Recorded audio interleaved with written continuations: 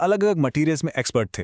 पहला था मेटल यानी धातु से एक मेल टॉर्सो जो लाल बलवा Chawri bearer यक्षिनी rock cut sculpture का बेस्ट एग्जांपल है। इसे इंडो ग्रीक स्टाइल भी कहते हैं। बेसिकली इंडियन सब्जेक्ट यानी तो बुद्धा द्रविड़ा स्टाइल को कैसे पहचाने? बिल्कुल आसान है। नंबर गोमतेश्वर या बाहुबली की मूर्ति की। इस स्लाइड का हर पॉइंट एक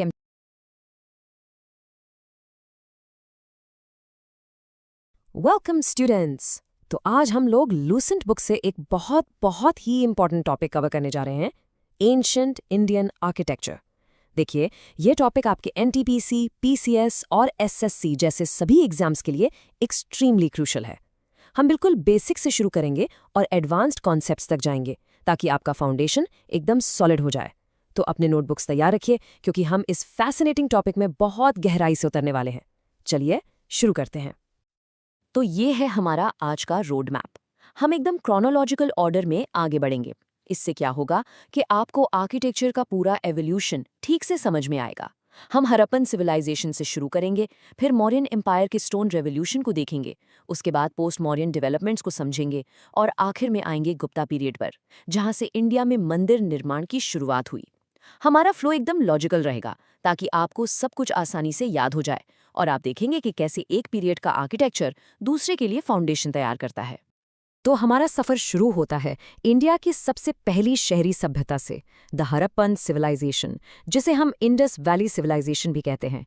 यही वो स्टार्टिंग पॉइंट है, वो नींव है जहां से इंडिया में प्लानिंग, कंस्ट्रक्शन और आर्किटेक्चर की एक शानदार कहानी शुरू होती है।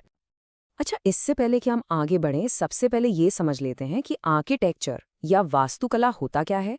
बिल्कुल सिंपल शब्दों में, ये इमारत बनाने की कला है। लेकिन ये सिर्फ बिल्डिंग बनाना नहीं है, इसके अंदर प्लानिंग, डिजाइन, मटेरियल का सिलेक्शन और कंस्ट्रक्शन, ये सब कुछ शामिल होता है। तो हम कह सकते हैं कि ये साइंस और आर्ट का एक ब्यूटीफुल मिक्सचर है। हड़प्पन सिविलाइजेशन ने हमें बहुत ही रिमार्केबल स्ट्रक्चर्स दिए हैं और इनके लोकेशन से एग्जाम्स में direct match the following questions आते हैं। जैसे कि आपसे पूछा जाएगा, ग्रेट बाथ कहाँ है? आप कहेंगे मोहनजोदारो। दुनिया का सबसे पुराना डॉकयार्ड कहाँ मिला? लोथल, गुजरात में। ग्रेट ग्रैनरी कहाँ है? हड़प्पा में। इस लिस्ट को बहुत अच्छे से याद कर लीजिए, ये बहुत हाई यील्ड इन्फॉर्मेशन है।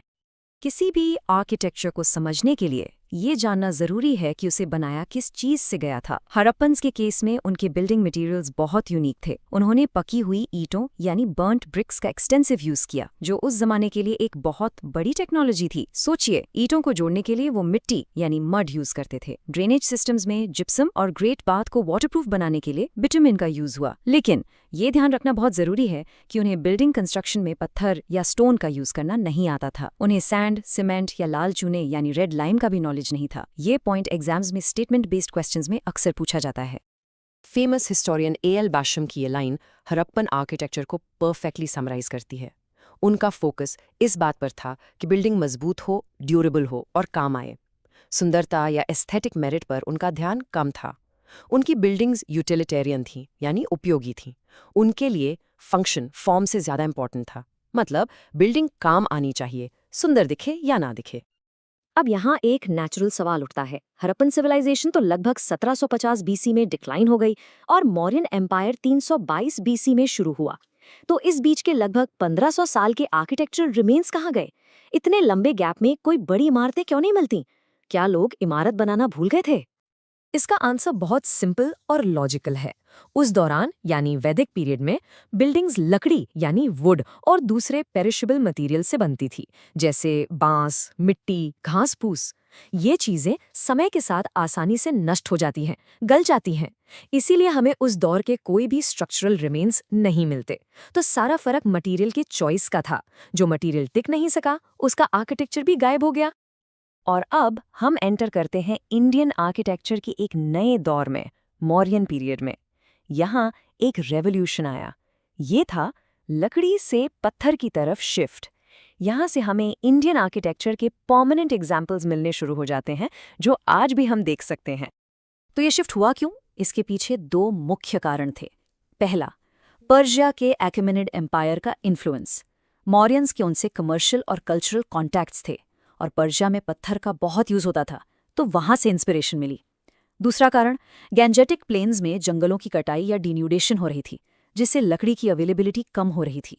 और आखिर में सम्राट अशोक जैसे रूलर्स चाहते थे कि उनके संदेश और इमारतें सदियों तक टिकी रहें, जिसके लिए पत्थर से बेहतर कोई मटेरियल हो ही नहीं सकता था।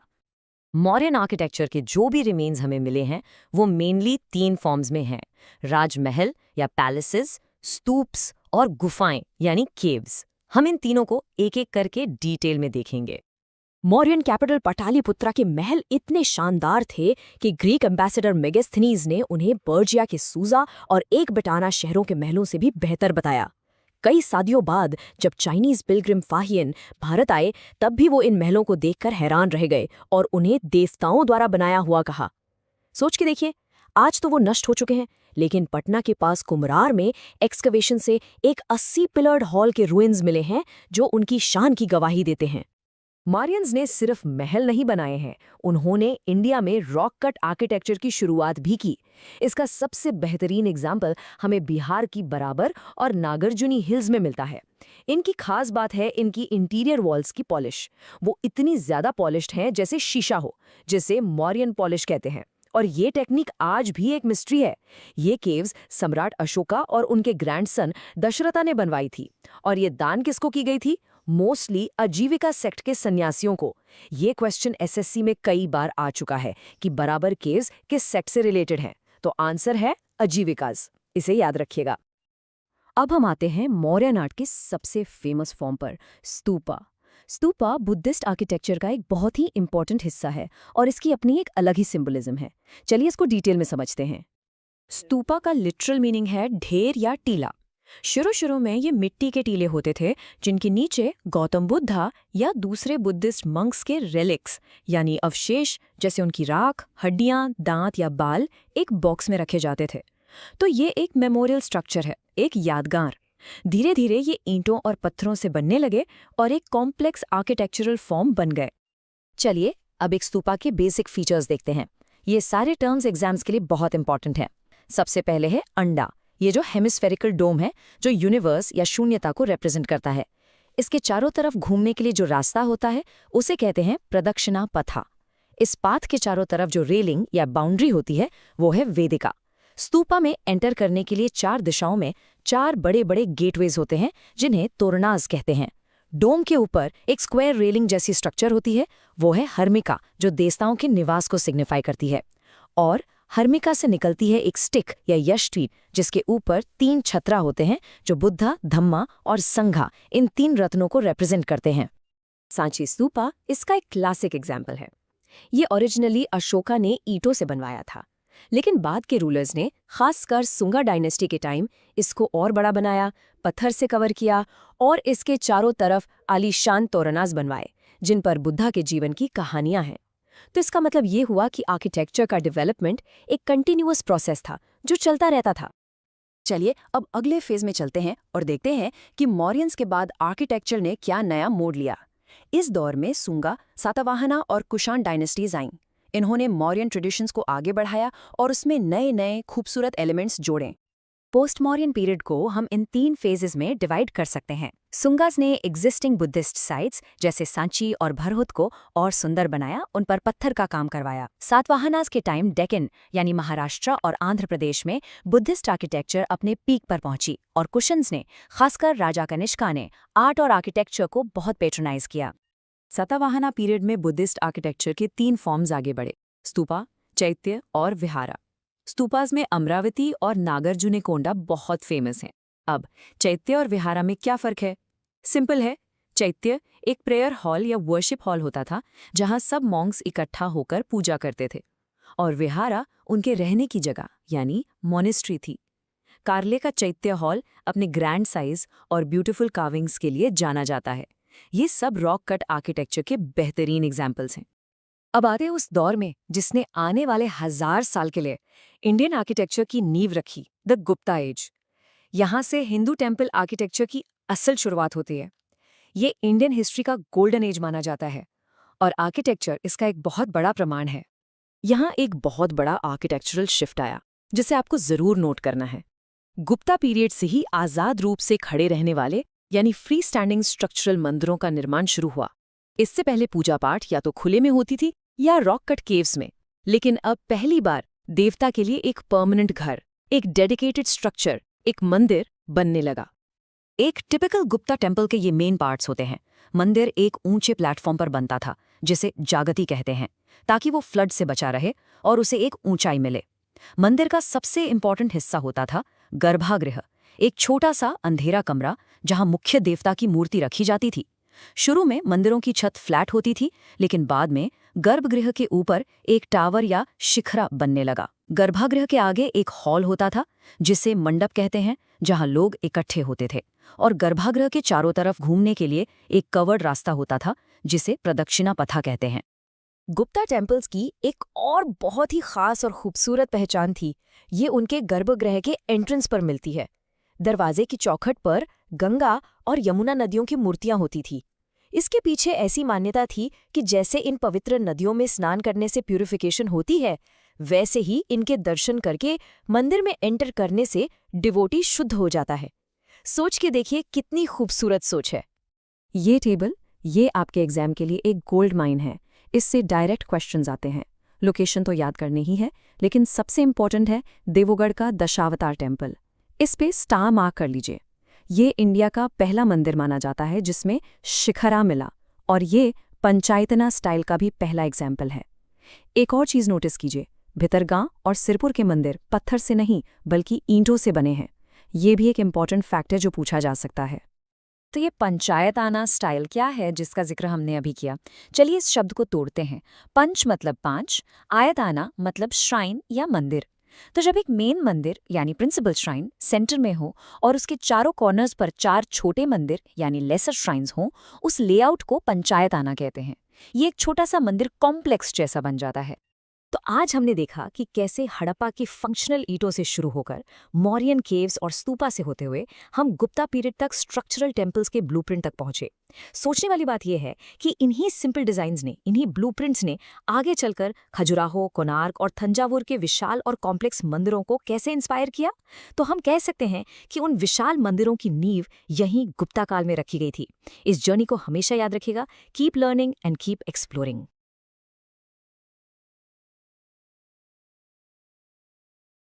नमस्ते स्टूडेंट्स, वेलकम।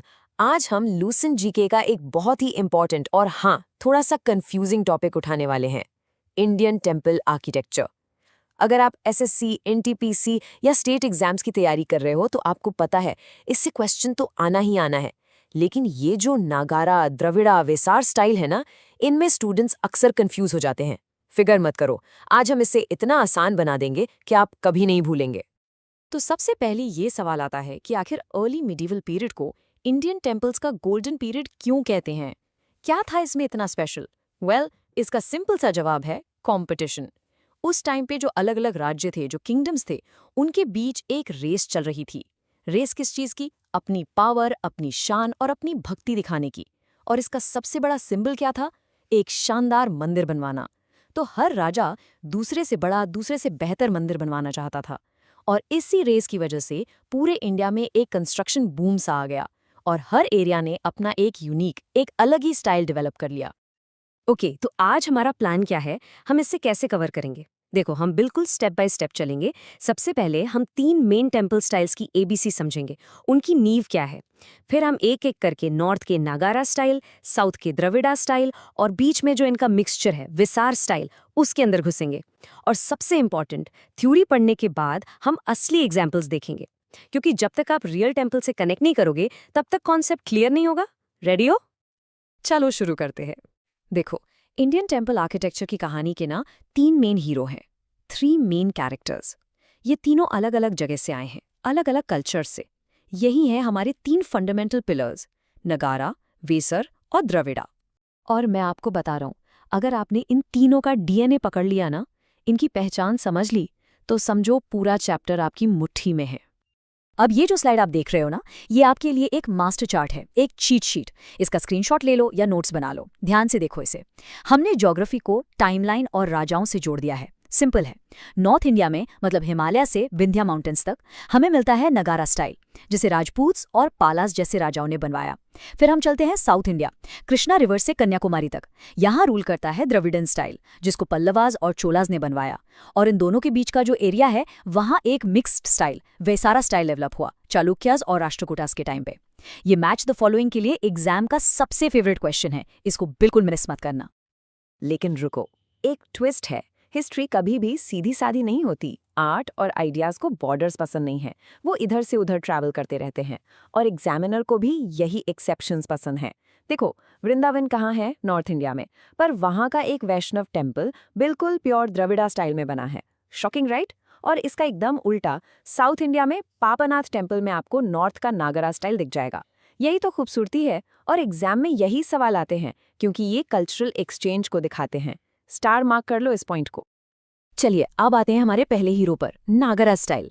अब हम अपना पूरा फोकस नॉर्थ इंडिया पर ले जाते हैं और नागरा स्टाइल को एकदम डिटेल में समझते हैं। इसकी ऐसी क्या पहचान है? आखिर आप एक मंदिर को दूर से देखकर कैसे पहचानोगे कि हाँ, ये नागरा स्टाइल है? देखो, नगारा स्टाइल को पहचानने के 5 सिंपल रूल्स हैं, एक एक करके समझो। नंबर 1, मंदिर का बेस देखो। इसका ग्राउंड प्लान हमेशा स्क्वायर यानी वर्गाकार होगा, ठीक है? नंबर 2, अपनी नज़र ऊपर उठाओ। जो टावर है, जिसको हम कहते हैं शिखारा, वो एकदम स्ट्रेट नहीं होता, उसमें एक हल्का सा खूबसूरत सा कर्व होता है। नंबर 3, मंदिर का दिल, जहां भगवान की मूर्ति रखी जाती है, उस जगह को कहते हैं गर्भगृह। नंबर 4, टावर के एकदम ऊपर टॉप पर देखो, आपको एक गोल डिस्क जैसी चीज दिखेगी, आंवले जैसी, इसको बोलते हैं अमलक।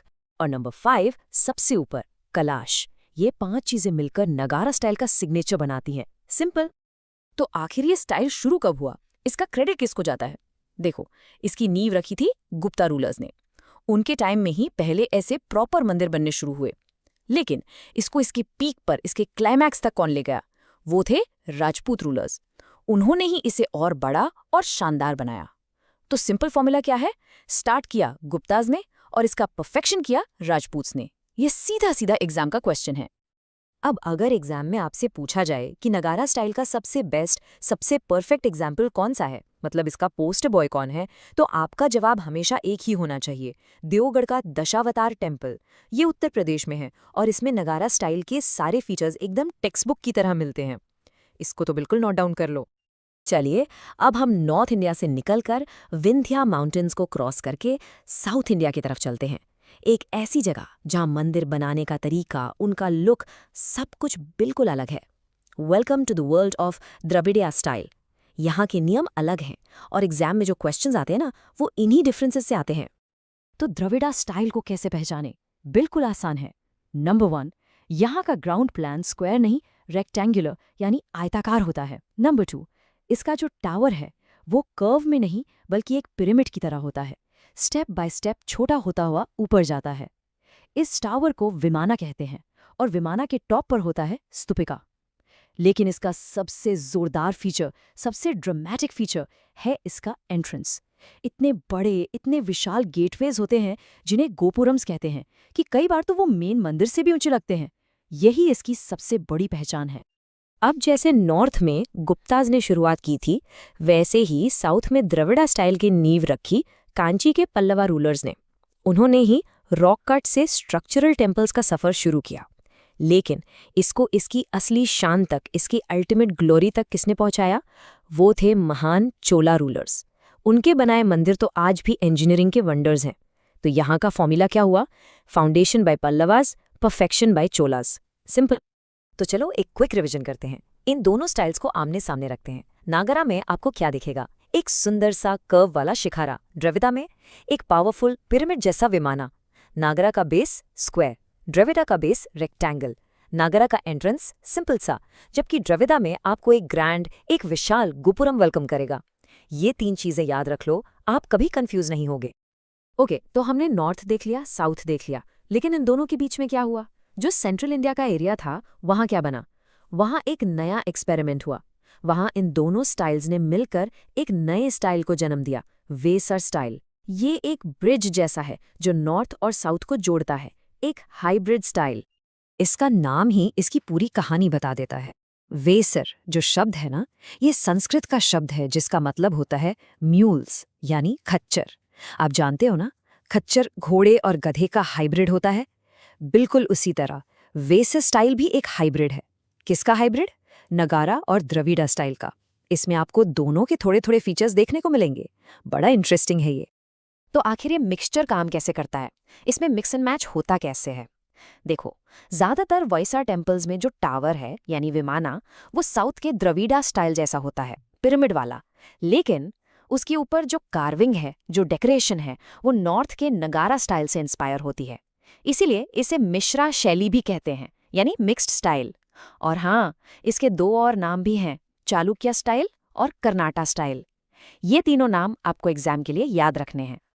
ये वैसा स्टाइल अपने क्लाइमैक्स पर कब पहुंचा? ये पहुंचा होयसाला रूलर्स के टाइम। और होयसालास ने इसको एक ऐसी पहचान दी जो किसी और के पास नहीं थी। वो क्या था? Star shaped ground plan. मतलब उनके मंदिर का बेस एक स्टार, एक तारे की शेप का होता था। बड़ा यूनिक था ये। इससे ना वॉल्स पे कार्विंग के लिए बहुत ज्यादा जगह मिल जाती थी। वैसे आइडिया तो वेस्टर्न चालुक्यास का था, पर इसको फेमस किया होयसालास ने। चलो, थ्योरी बहुत हो गई। सिर्फ पढ़ने से काम नहीं चलेगा। अब टाइम है इन सब स्टाइल्स को असली टेम्पल्स में देखने का। अब हम नॉर्थ और सेंट्रल इंडिया की एक वर्चुअल टूर पे चलते हैं और इन फेमस मंदिरों को देखते हैं।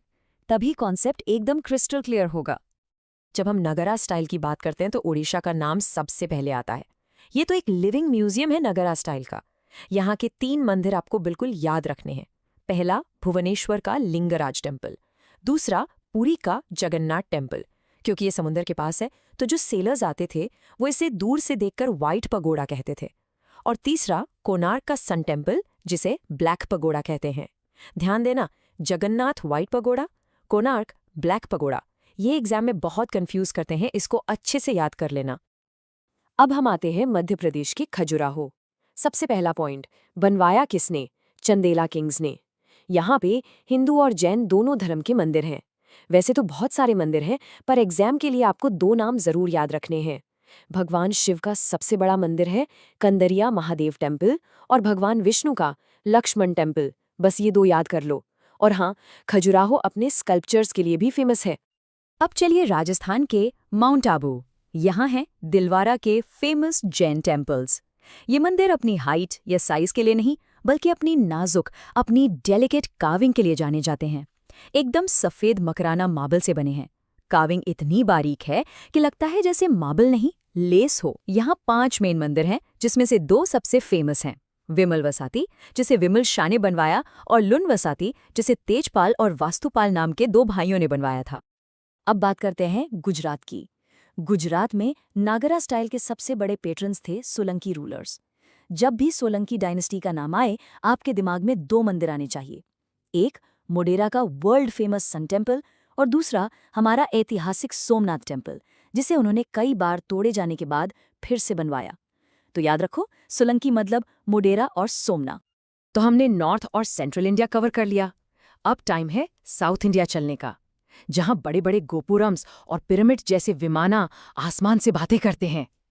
अब हम यहाँ द्रविड़ा और वेसर स्टाइल के कुछ बेस्ट एग्जाम्पल्स देखेंगे। हमने पहले पढ़ा था कि द्रविड़ा स्टाइल पल्लवाज ने शुरू किया, पर ये अचानक से नहीं हो गया। ये धीरे धीरे 4 स्टेजेस में डेवलप हुआ। सोचो उसको। स्टेज 1 महेंद्रवर्मन स्टाइल, जिसमें बस पहाड़ को काटकर मंदिर बना देते थे। स्टेज 2 ममल स्टाइल, जिसमें पूरे पहाड़ को काटकर रथ शेप के मंदिर बनाए गए। स्टेज 3 राज सिंह स्टाइल, जिसमें पहली बार पत्थरों को जोड़कर मंदिर बनाए, जैसे कि शोर टेम्पल। और स्टेज 4 अपराजिता स्टाइल, जो इन सब का एक फाइनल रिफाइंड वर्जन था। यही एवोल्यूशन है द्रविड़ा स्टाइल का। और फिर स्टेज पे एंट्री होती है चोलास की। उन्होंने पल्लवास की मेहनत को आगे बढ़ाया और द्रविड़ा स्टाइल को ऐसी ऊंचाई पर ले गए जहां कोई नहीं पहुंचा था। उनके 2 मंदिर, 2 मास्टरपीसेस द्रविड़ा स्टाइल के माउंट एवरेस्ट हैं। पहला तंजोर का बृहदेश्वर टेम्पल, जिसे राजा राजा 1 ने बनवाया, और दूसरा गंगईकोंडा चोलपुरम का टेम्पल, जिसे राजेंद्र 1 ने बनवाया। इससे ऊपर द्रविड़ा आर्किटेक्चर में कुछ नहीं है। ये एब्सोल्यूट पीक है। चोलास के बाद पांड्यास का टाइम आया, और यहाँ एक बहुत इंटरेस्टिंग चेंज हुआ। पांड्यास का फोकस मेन मंदिर पर उतना नहीं था जितना उसके एंट्रेंस गेट पर था। उन्होंने मंदिरों के चारों तरफ पहले से भी कहीं ज्यादा बड़े, ऊंचे और डेकोरेटेड गोपुरम्स बनवाए। उनकी स्पेशलिटी ही गोपुरम्स थे। तो ये एग्जाम का सीधा क्वेश्चन है, किस डायनेस्टी की स्पेशलिटी गोपुरम्स थी? जवाब होगा पांड्यास। चलो अब जल्दी से कुछ और इंपॉर्टेंट डायनेस्टीज को रिवाइज कर लेते हैं। राष्ट्रकूटाज, उनका नाम आते ही याद आना चाहिए रॉक कट आर्किटेक्चर, यानी पहाड़ को काटकर मंदिर बनाना। बेस्ट एग्जाम्पल एलोरा का कैलाशनाथ टेम्पल, एक ही पहाड़ को ऊपर से नीचे काट कर बनाया है। फिर आते हैं वेस्टर्न चालुक्याज और होयसालाज। ये दोनों वेसार स्टाइल के चैंपियंस थे। होयसालाज के मंदिर जैसे हालेबिड और बेलोर के अपने स्टार शेप डिजाइन के लिए बेस्ट एग्जाम्पल है वेसार स्टाइल के। तो आखिर में वाइसर स्टाइल पैदा कैसे हुआ? इसकी कहानी याद है ना? अर्ली चालुक्यज ने पटाडकल जैसी जगहों पर एक एक्सपेरिमेंट किया। उन्होंने एक तरफ नॉर्थ का नागरा स्टाइल का मंदिर बनाया और ठीक उसके सामने साउथ के द्रविड़ा स्टाइल का।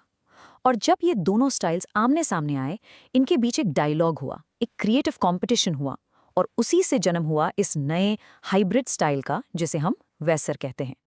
तो दोस्तों, आज हमने इन तीनों स्टाइल की पूरी जर्नी देखी, नागरा, द्रविड़ा और वेसर। अब जाते जाते एक सवाल आपके लिए छोड़ के जा रहा हूं, थोड़ा सोचना इस पर।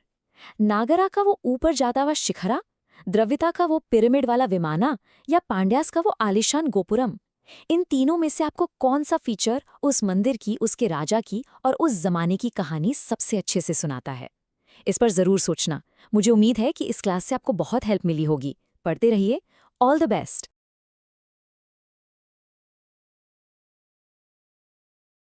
हेलो स्टूडेंट्स, कैसे हैं आप सब?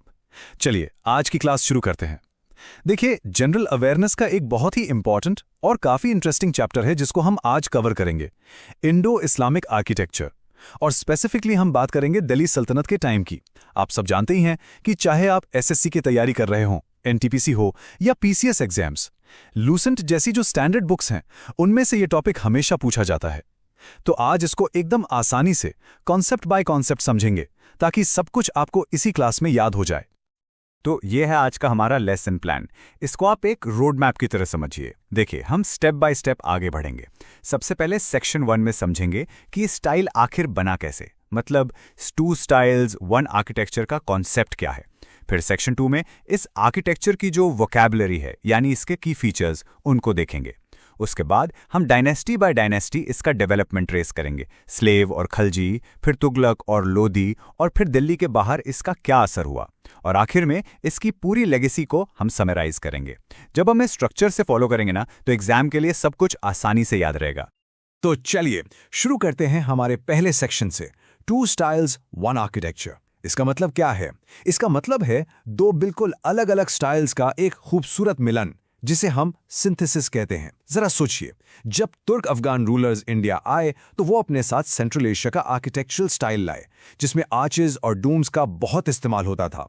और यहां उन्हें मिला इंडिया का ट्रेडिशनल स्टाइल, जो पिलर्स और बीम्स पर बेस था।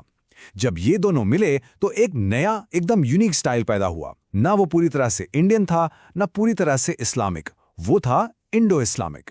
चलिए देखते हैं कि ये 2 स्टाइल्स आखिर थे क्या। तो अब इसको थोड़ा डिटेल में समझते हैं। ये आप समझ लीजिए सबसे बेसिक कॉन्सेप्ट है, इसको ध्यान से सुनिएगा। इंडिया का जो ट्रेडिशनल स्टाइल था ना, उसको कहते थे ट्रेबिएट। ट्रेबिएट का मतलब क्या? सिंपल सोचिए, जैसे एक पिलर है, उसके ऊपर एक सीधा पत्थर का बीम या लिंटल रख दिया, बस सिंपल स्टैकिंग। हमारे ज्यादातर पुराने मंदिर आप देखेंगे इसी स्टाइल में बने हैं। लेकिन जो स्टाइल बाहर से आया, इस्लामिक स्टाइल, वो था आर्क्यूएट। देखिए नाम में ही है आर्क, आर्क से बना है आर्क्यूएट। इसमें इस्तेमाल होता था आर्चिस का यानी मेहराब, और डोम्स का यानी गुंबद। अब आप पूछेंगे इसका फायदा क्या था? तो सुनिए, एक आर्च जो है ना, वो स्ट्रक्चर का पूरा वेट, पूरा बोझ साइड की दीवारों पर डाल देता है। इससे क्या हुआ? इससे बड़े बड़े हॉल, जैसे मस्जिदों के प्रेयर हॉल्स होते हैं, वो बिना बीच में ढेर सारे पिलर्स लगाए बनाना पॉसिबल हो गया। बिल्डिंग्स अंदर से एकदम स्पेशियस, खुली खुली और काफी ग्रैंड लगने लगी। अब जब हमने ये बेसिक डिफरेंस समझ लिया है, तो इन बिल्डिंग्स को ठीक से अप्रिशिएट करने के लिए हमें इनकी वोकैबुलरी सीखनी होगी। मतलब इनके जो नए फीचर्स हैं, जो इस आर्क्यूएट स्टाइल के साथ इंडिया में इंट्रोड्यूस हुए, उन्हें जानना जरूरी है। चलिए इनके मेन फीचर्स को एक एक करके देखते हैं। सबसे पहले और सबसे इंपॉर्टेंट, आर्च यानी मेहराब और डोम यानी गुंबद। जैसा मैंने अभी बताया, आर्च ने सीधे लिंटल्स को रिप्लेस कर दिया और गुंबद ने चपटी या मंदिरों जैसी पिरामिडिकल छतों को रिप्लेस किया। ये एकदम रेवोल्यूशनरी था। इसने शहरों का स्काईलाइन ही बदल दिया। जहां पहले ऊंचे ऊंचे शिखर दिखते थे, वहां अब गोल गोल गुंबद दिखने लगे। और इन्हीं की वजह से सुल्तानत पीरियड में बड़ी बड़ी शानदार इमारतें बन पाईं, जिनके अंदर बहुत सारा ओपन कॉलम फ्री स्पेस मिलता था। नेक्स्ट है मस्जिद। देखिए, आर्किटेक्चर हमेशा ज़रूरत के हिसाब से बनता है। एक हिंदू मंदिर का जो गर्भगृह होता है यानी सैंक्टम, वह आमतौर पर छोटा और अंधेरा होता है, जो इंडिविजुअल वर्शिप के लिए ठीक है। लेकिन इस्लाम में कलेक्टिव प्रेयर यानी नमाज पर जोर है, जिसमें एक साथ बहुत सारे लोग प्रेयर करते हैं। तो इसके लिए क्या चाहिए? एक बड़ी, खुली और रोशनदार जगह। अब आप करेक्ट कर पा रहे हैं? यही वो ज़रूरत थी जिसे आर्च और डोम ने पूरा किया। उन्हीं की वजह से इतने बड़े बड़े प्रेयर हॉल्स बनाना पॉसिबल हुआ। यही फंक्शनल डिफरेंस आपको टेम्पल और मॉस्क के आर्किटेक्चर में बिल्कुल साफ दिखेगा। अब आते हैं मीनार और मकबरा पर।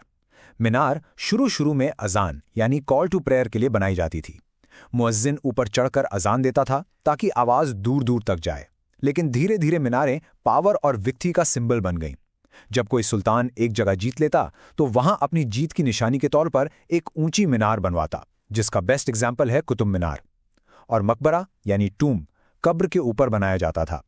ये इंडिया में एक नया कॉन्सेप्ट था, क्योंकि यहाँ हिंदू प्रैक्टिस क्रिमेशन की थी, जबकि इस्लाम में बरियल होता है। इसी वजह से इंडिया में एक पूरे नए तरह के आर्किटेक्चर की शुरुआत हुई, जिसे हम टूम आर्किटेक्चर कहते हैं। अच्छा, अब डेकोरेशन की बात करते हैं, जो बहुत इंटरेस्टिंग है। देखिए, हिंदू टेम्पल ऑर्नामेंटेशन में आपको इंसान, जानवर, देवी देवता सबके फिगर्स यानी मूर्तियां दिखेंगी। लेकिन इस्लाम में लिविंग बीइंग्स को डिपिक्ट करना, मतलब उनकी तस्वीर बनाना मना था। तो आर्टिसंस ने क्या किया? उन्होंने क्रिएटिविटी का एक नया ही रास्ता निकाल लिया। उन्होंने एक नए तरह का डेकोरेटिव स्टाइल डेवलप किया।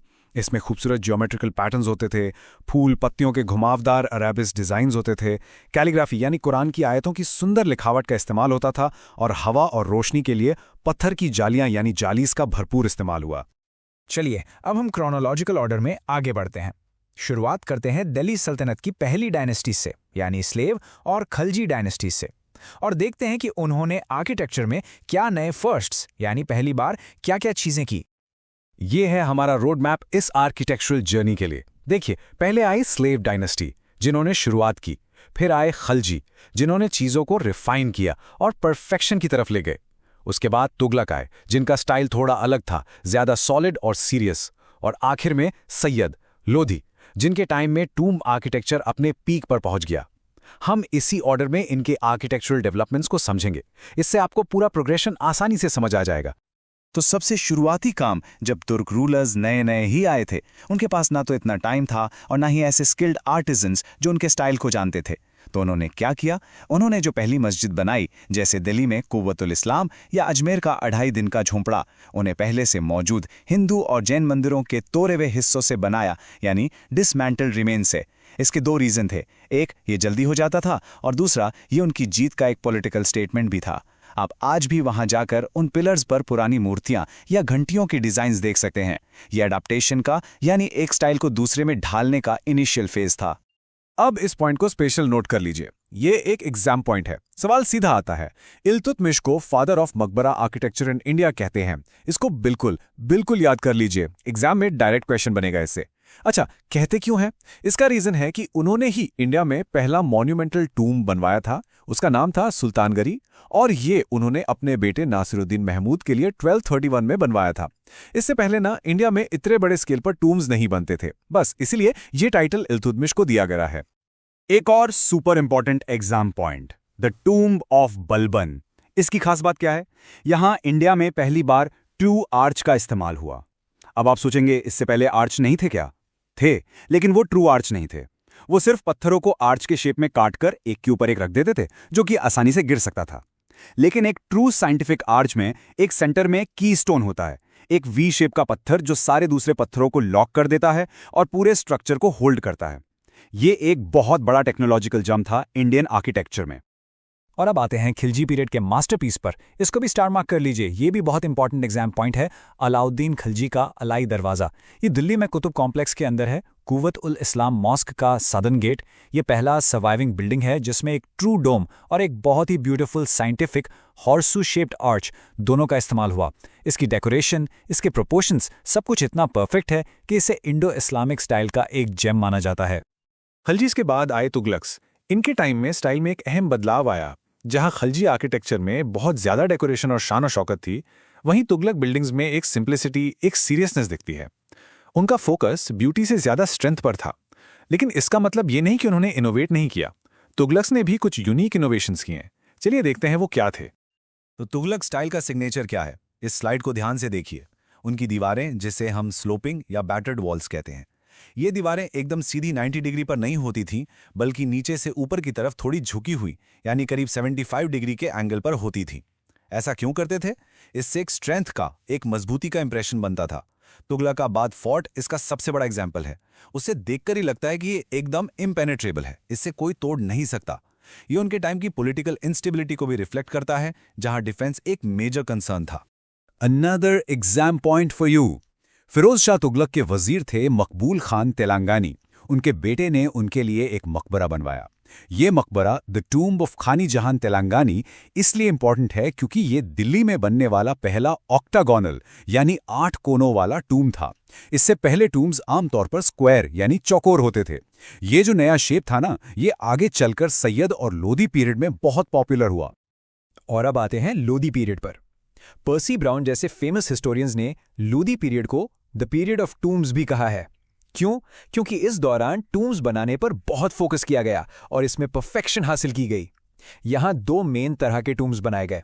पहला था स्क्वायर टूम्स, जो चौकोर होते थे और आम अमीर यानी नोबलमैन के लिए बनाए जाते थे। ये सिंपल और सिंगल डोम्ड होते थे। और दूसरा था ऑक्टागोनल टूम्स, जो 8 कोनों वाले होते थे और सुल्तान्स यानी रॉयल्टी के लिए रिजर्व थे। इनके चारों तरफ एक वरांडा भी होता था, जिससे ये ज्यादा ग्रैंड लगते थे। अभी तक हम सिर्फ दिल्ली की बात कर रहे थे क्योंकि वो कैपिटल थी। लेकिन ये जो नया इंडो इस्लामिक आर्किटेक्चरल स्टाइल था, ये सिर्फ दिल्ली तक ही सीमित नहीं रहा। जैसे जैसे तुगलक एम्पायर के बाद सल्तनत कमजोर हुई और रीजनल गवर्नर्स ने खुद को इंडिपेंडेंट डिक्लेयर कर दिया, ये स्टाइल पूरे इंडिया में फैल गया। हर प्रोविंस ने, जैसे बंगाल, गुजरात, मालवा, इसे अपने लोकल ट्रेडिशंस और वहां के बिल्डिंग मटेरियल के साथ मिलाकर एक यूनिक प्रोविंशियल या रीजनल स्टाइल डेवलप किया। चलिए इस टेबल पर एक नजर डालते हैं, जो इस डाइवर्सिटी को बहुत अच्छे से दिखाता है। जौनपुर में शर्की डायनेस्टी ने अताला मस्जिद बनाई, जिसके आगे के हिस्से में टेम्पल गेटवेज का असर साफ दिखता है। बंगाल में उन्होंने लोकल टेराकोटा ब्रिक्स का खूब इस्तेमाल किया। मालवा का फेमस जहाज महल है, जो 2 झीलों के बीच बना है और पानी में जहाज जैसा लगता है। गुजरात की जामिया मस्जिद अहमदाबाद में वहां के लोकल टेम्पल आर्किटेक्चर से बहुत हेविली इंस्पायर्ड है। और डेक्कन में बीजापुर का विशाल गोल गुंबज, जिसका डोम दुनिया के सबसे बड़े डोम्स में से एक है और जिसमें वो फेमस विस्परिंग गैलरी है, ये सभी इंडो इस्लामिक स्टाइल के ही बेहतरीन रीजनल वेरिएशंस हैं। तो चलिए अब इस पूरी आर्किटेक्चरल जर्नी को समराइज करते हैं। सारे डेवलपमेंट्स को एक साथ जोड़कर देखते हैं कि आखिर में दिल्ली सल्तनत ने इंडियन आर्किटेक्चर को क्या लास्टिंग लेगेसी यानी क्या विरासत दी। तो इस पूरी एवोल्यूशन को हम इन 4 सिंपल स्टेजेस में याद रख सकते हैं। ये आपके नोट्स के लिए परफेक्ट है। स्टेज 1 था अडेप्टेशन, जब शुरू में हिंदू जैन मंदिर के पार्ट्स यूज किए गए। स्टेज 2 था क्रिएशन, जब पहले ओरिजिनल इस्लामिक स्ट्रक्चर्स बनाए गए, जैसे कुतुब मीनार। स्टेज 3 था इनोवेशन, जहां टेक्निकल प्रोग्रेस हुआ, जैसे बलबन ने ट्रू आर्च इंट्रोड्यूस किया और तुगलक्स ने स्लोपिंग वॉल्स। और फाइनली स्टेज 4 था परफेक्शन, लोदी पीरियड में, जहां ऑक्टागोनल टूम्स और डेकोरेशन रिफाइन हो गए और स्टाइल मैच्योर हो गया। ओके स्टूडेंट्स, आखिरी और सबसे important slide, rapid fire revision. ये पॉइंट्स आपको बिल्कुल याद होने चाहिए। मेरे साथ रिपीट कीजिए। Father of tomb architecture Iltutmish, first true arch tomb of Balban, first surviving true dome Alai Darwaza, Tughlaq style का सिग्नेचर स्लोपिंग वॉल्स, और first octagonal tomb of Khan-e Jahan तेलंगानी। इसका एक स्क्रीनशॉट ले लीजिए या नोट कर लीजिए, वेरी वेरी इंपॉर्टेंट। तो हमने देखा कि सुल्तानत पीरियड ने आर्च, डोम और टोम की टेक्नोलॉजी को परफेक्ट किया। उन्होंने एक मजबूत नींव, एक फाउंडेशन तैयार कर दिया। अब मेरा आपसे सवाल ये है, इसी मजबूत नींव ने आगे चलकर मुगल्स के उस शानदार आर्किटेक्चर के लिए जमीन कैसे तैयार की, जिसके एग्जाम्पल्स हैं ताजमहल और रेड फोर्ट। इसके बारे में सोचिए। इसको हम डिस्कस करेंगे अपनी अगली क्लास में। Thank you.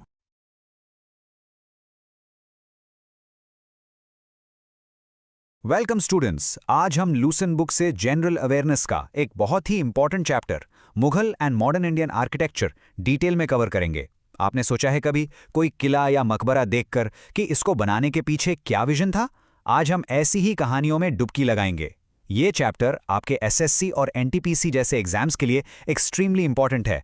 तो चलिए पूरे फोकस के साथ शुरू करते हैं। ओके, तो ये है आज का हमारा एजेंडा। हम शुरू करेंगे मुगल आर्किटेक्चर की नींव से, फिर अकबर के रेड सैंडस्टोन एरा को समझेंगे। उसके बाद जहांगीर के टाइम में डेकोरेशन पर फोकस शिफ्ट होगा, फिर आएगा शाहजहां का गोल्डन एज। इसके बाद औरंगजेब के टाइम में हम इसका डिक्लाइन देखेंगे और फाइनली ब्रिटिश पीरियड में एक नए स्टाइल का जन्म होते हुए समझेंगे। रेडी हैं? चलिए शुरू करते हैं। ऑलराइट, तो सेक्शन 1, मुगल आर्किटेक्चर की फाउंडेशन। देखिए, इंडिया में इस्लामिक आर्किटेक्चर की शुरुआत तो दिल्ली सल्तनत के टाइम से ही हो गई थी, लेकिन जब मुगल्स आए ना, उन्होंने उस स्टाइल को एक नए ही लेवल पर पहुंचा दिया। उन्होंने उसमें ग्रैंडर, ब्यूटी और परफेक्शन ऐड किया।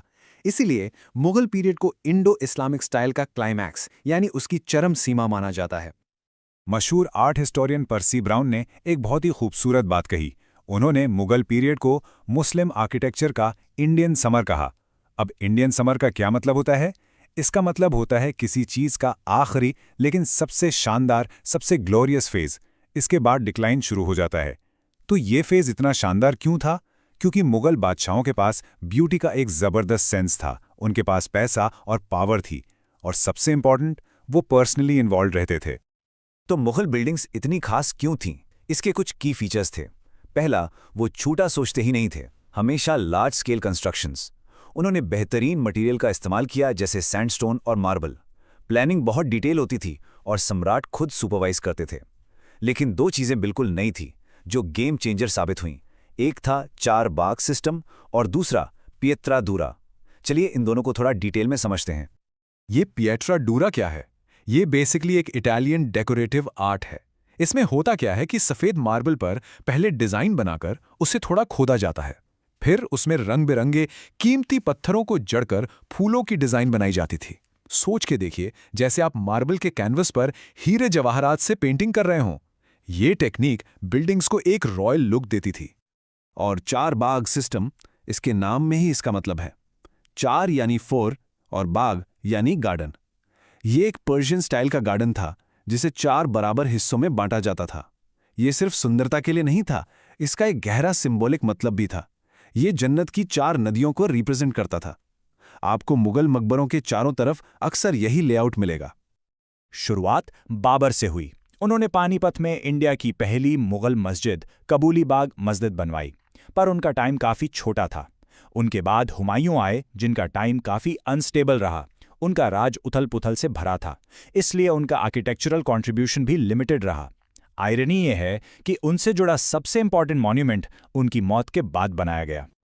और अब आते हैं एक असली गेम चेंजर पर, हुमायूंस टोम्ब। ये एग्जाम के लिए बहुत बहुत इंपॉर्टेंट है, इसको नोट कर लीजिए। इसे उनकी बीवी हमीदा बानो बेगम ने बनवाया था। ये इतना इंपॉर्टेंट क्यों है? इसके फर्स्ट्स देखिए। ये पहला मुगल मकबरा था जिसमें 4 बाग सिस्टम यूज हुआ। ये इंडिया की पहली, मैं इसे रिपीट कर रहा हूं, the first double doomed building थी। यानी इसमें 2 गुंबद थे, एक अंदर और एक बाहर। और ये पहली बार था जब व्हाइट मार्बल इतने बड़े स्केल पर यूज किया गया। इन्हीं सब वजहों से इसे ताजमहल का प्रोटोटाइप यानी पूर्वगामी भी कहा जाता है। चलिए आगे बढ़ते हैं। अब हम आते हैं अकबर के दौर में। इस दौर को रेड सैंडस्टोन एज भी कहा जाता है। अकबर सिर्फ एक बादशाह नहीं थे, वो एक जबरदस्त बिल्डर थे।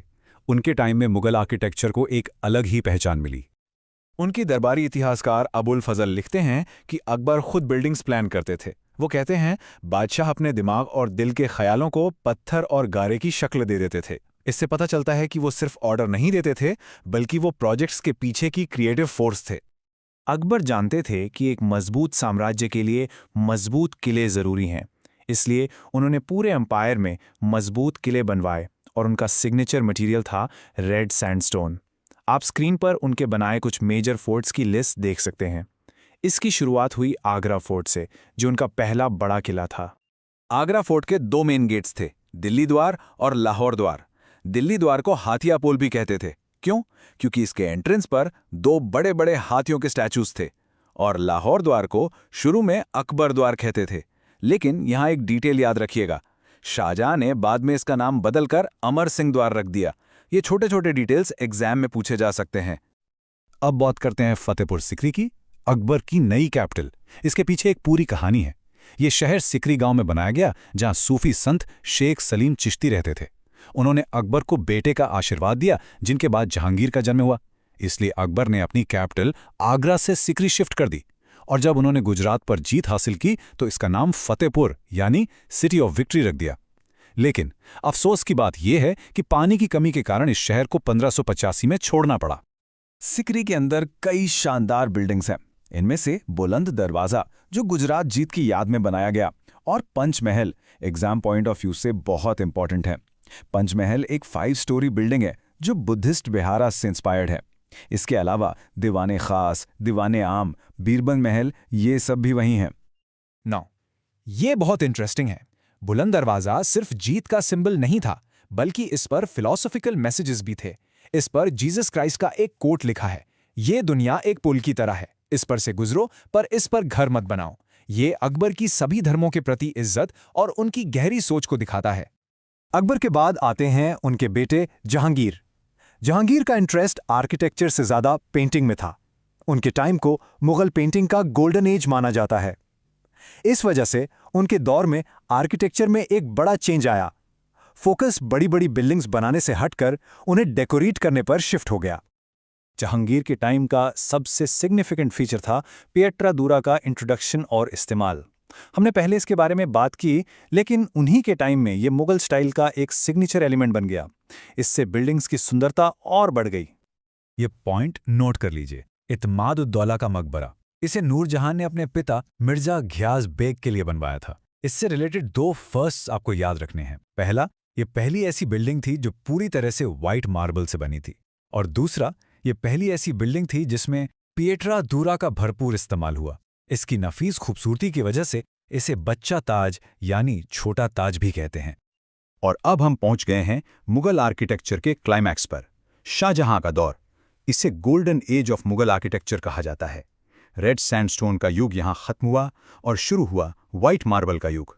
अनहाई इंजीनियर किंग और प्रिंस ऑफ बिल्डर्स जैसे टाइटल्स दिए गए थे। ऐसा इसलिए क्योंकि उन्होंने आर्किटेक्चर को एक नए ही लेवल पर पहुंचा दिया था। उनकी बिल्डिंग्स में जबरदस्त सिमेट्री, ग्रेस और नफासत दिखती है। ये इंजीनियरिंग और आर्ट का एक परफेक्ट कॉम्बिनेशन था। ये टेबल आपको डिफरेंस बिल्कुल साफ साफ दिखाएगी। जहां अकबर ने लाल पत्थर से मजबूत किले बनवाए जिनका स्टाइल थोड़ा मैस्कुलिन और रोबस्ट था, वहीं शाहजहां ने सफेद मार्बल से खूबसूरत मकबरे और महल बनवाए जिनका स्टाइल फेमिनिन और डेलिकेट था। ये सिर्फ मटेरियल का शिफ्ट नहीं, पूरी एस्थेटिक, पूरी सोच का शिफ्ट था। ऑफ कोर्स शाहजहां का नाम आते ही सबके दिमाग में एक ही बिल्डिंग आती है, द ताजमहल। इसे अ पोएम इन मार्बल भी कहा जाता है, यानी संगमरमर में लिखी एक कविता, और ये बिल्कुल सही डिस्क्रिप्शन है। इसे बनने में पूरे 22 साल लगे, 1631 से 1653 तक, और इसके आर्किटेक्ट का नाम था उस्ताद अहमद लाहौरी। ये नाम एग्जाम के लिए याद रखिएगा, उस्ताद अहमद लाहौरी। ताजमहल पिएट्रा दूरा के काम का सबसे बेहतरीन एग्जाम्पल है। रविंद्रनाथ टैगोर ने इसकी खूबसूरती को इन शब्दों में डिस्क्राइब किया, समय के गाल पर एक आंसू की बूंद। इससे खूबसूरत तरीके से ताजमहल को शायद ही कोई डिस्क्राइब कर सकता है। शाहजहां ने दिल्ली में लाल किला भी बनवाया, जो मुगल पावर का एक बड़ा सिंबल था। अब यहाँ एक पॉइंट है जिसमें स्टूडेंट्स अक्सर कंफ्यूज होते हैं। लाल किले के अंदर एक मोती मस्जिद है। याद रखिए, ये मोती मस्जिद शाहजहां ने नहीं बल्कि उनके बेटे औरंगजेब ने बनवाई थी। ये इंपॉर्टेंट डिटेल है। शाहजहां के बाद मुगल आर्किटेक्चर का डिक्लाइन शुरू हो गया। औरंगजेब का इंटरेस्ट आर्किटेक्चर में कम और लड़ाइयों में, खासकर डेक्कन में, ज्यादा था। शाही खजाना भी खाली हो रहा था, इसलिए आर्किटेक्चर में वो शान और शौकत नहीं रही। इस दौर की सबसे फेमस बिल्डिंग है बीबी का मकबरा, जिसे औरंगजेब ने अपनी पत्नी राबिया उद दरानी के लिए औरंगाबाद में बनवाया था। इसे देखने पर साफ पता चलता है कि यह ताजमहल की एक कॉपी है, इसलिए इसे पुअर मैन्स ताज या डेक्कन का ताज भी कहा जाता है। इस कंपैरिजन से साफ पता चलता है कि मुगल ग्लोरी कैसे कम हो रही थी। जहां ताजमहल में बेस्ट क्वालिटी का मार्बल यूज हुआ, वहीं बीबी का मकबरा लो बजट मटेरियल से बना। एक और इंटरेस्टिंग फैक्ट, बीबी का मकबरा के आर्किटेक्ट अताउल्ला ताजमहल के आर्किटेक्ट उस्ताद लाहौरी के ही बेटे थे, लेकिन रिजल्ट में जमीन आसमान का फर्क था। लास्ट नोटेबल मुगल बिल्डिंग थी सफदरजंग टूम इन दिल्ली। इसे मुगल आर्किटेक्चर के बुझते हुए दिए की आखिरी लॉ यानी the extinguishing flame of the lamp कहा जाता है। इसके साथ ही एक महान आर्किटेक्चरल ट्रेडिशन का अंत हो गया। मुगल्स के डिक्लाइन के बाद ब्रिटिश पावर में आए और वो अपने साथ अपना अलग आर्किटेक्चरल स्टाइल लेकर आए। उन्होंने इंडिया में गॉथिक, नियोक्लासिकल जैसे यूरोपियन स्टाइल्स को इंट्रोड्यूस किया, जिससे इंडियन आर्किटेक्चर का चेहरा ही बदल गया। ये टेबल आपको मेजर सिटीज में ब्रिटिशर्स द्वारा बनाई गई इंपॉर्टेंट बिल्डिंग्स का एक क्विक ओवरव्यू देती है। इससे एग्जाम में डायरेक्ट क्वेश्चंस आते हैं। फॉर एग्जाम्पल, मुंबई में गेटवे ऑफ इंडिया, कोलकाता में विक्टोरिया मेमोरियल या दिल्ली में इंडिया गेट, ये सब ब्रिटिश एरा के लैंडमार्क्स हैं। दिल्ली में एडविन लुटियंस ने इंडिया गेट और वाइसरॉयज हाउस, जो आज हमारा राष्ट्रपति भवन है, जैसी आइकॉनिक बिल्डिंग्स डिजाइन की। हर्बर्ट बेकर ने उनके साथ पार्लियामेंट हाउस डिजाइन किया। ये बिल्डिंग्स आज भी इंडिया की पावर का सिंबल हैं। तो ये था हमारा डिटेल्ड एक्सप्लेनर। अब एक सवाल आपके लिए, क्या आप अपने आसपास की बिल्डिंग्स में मुगल आर्किटेक्चर का इन्फ्लुएंस जैसे डोम्स या आर्चेस देख पाते हैं? सोचिए और ऑब्जर्व कीजिए। जितना आप ऑब्जर्व करेंगे उतना ही ये चैप्टर आपको हमेशा के लिए याद हो जाएगा। थैंक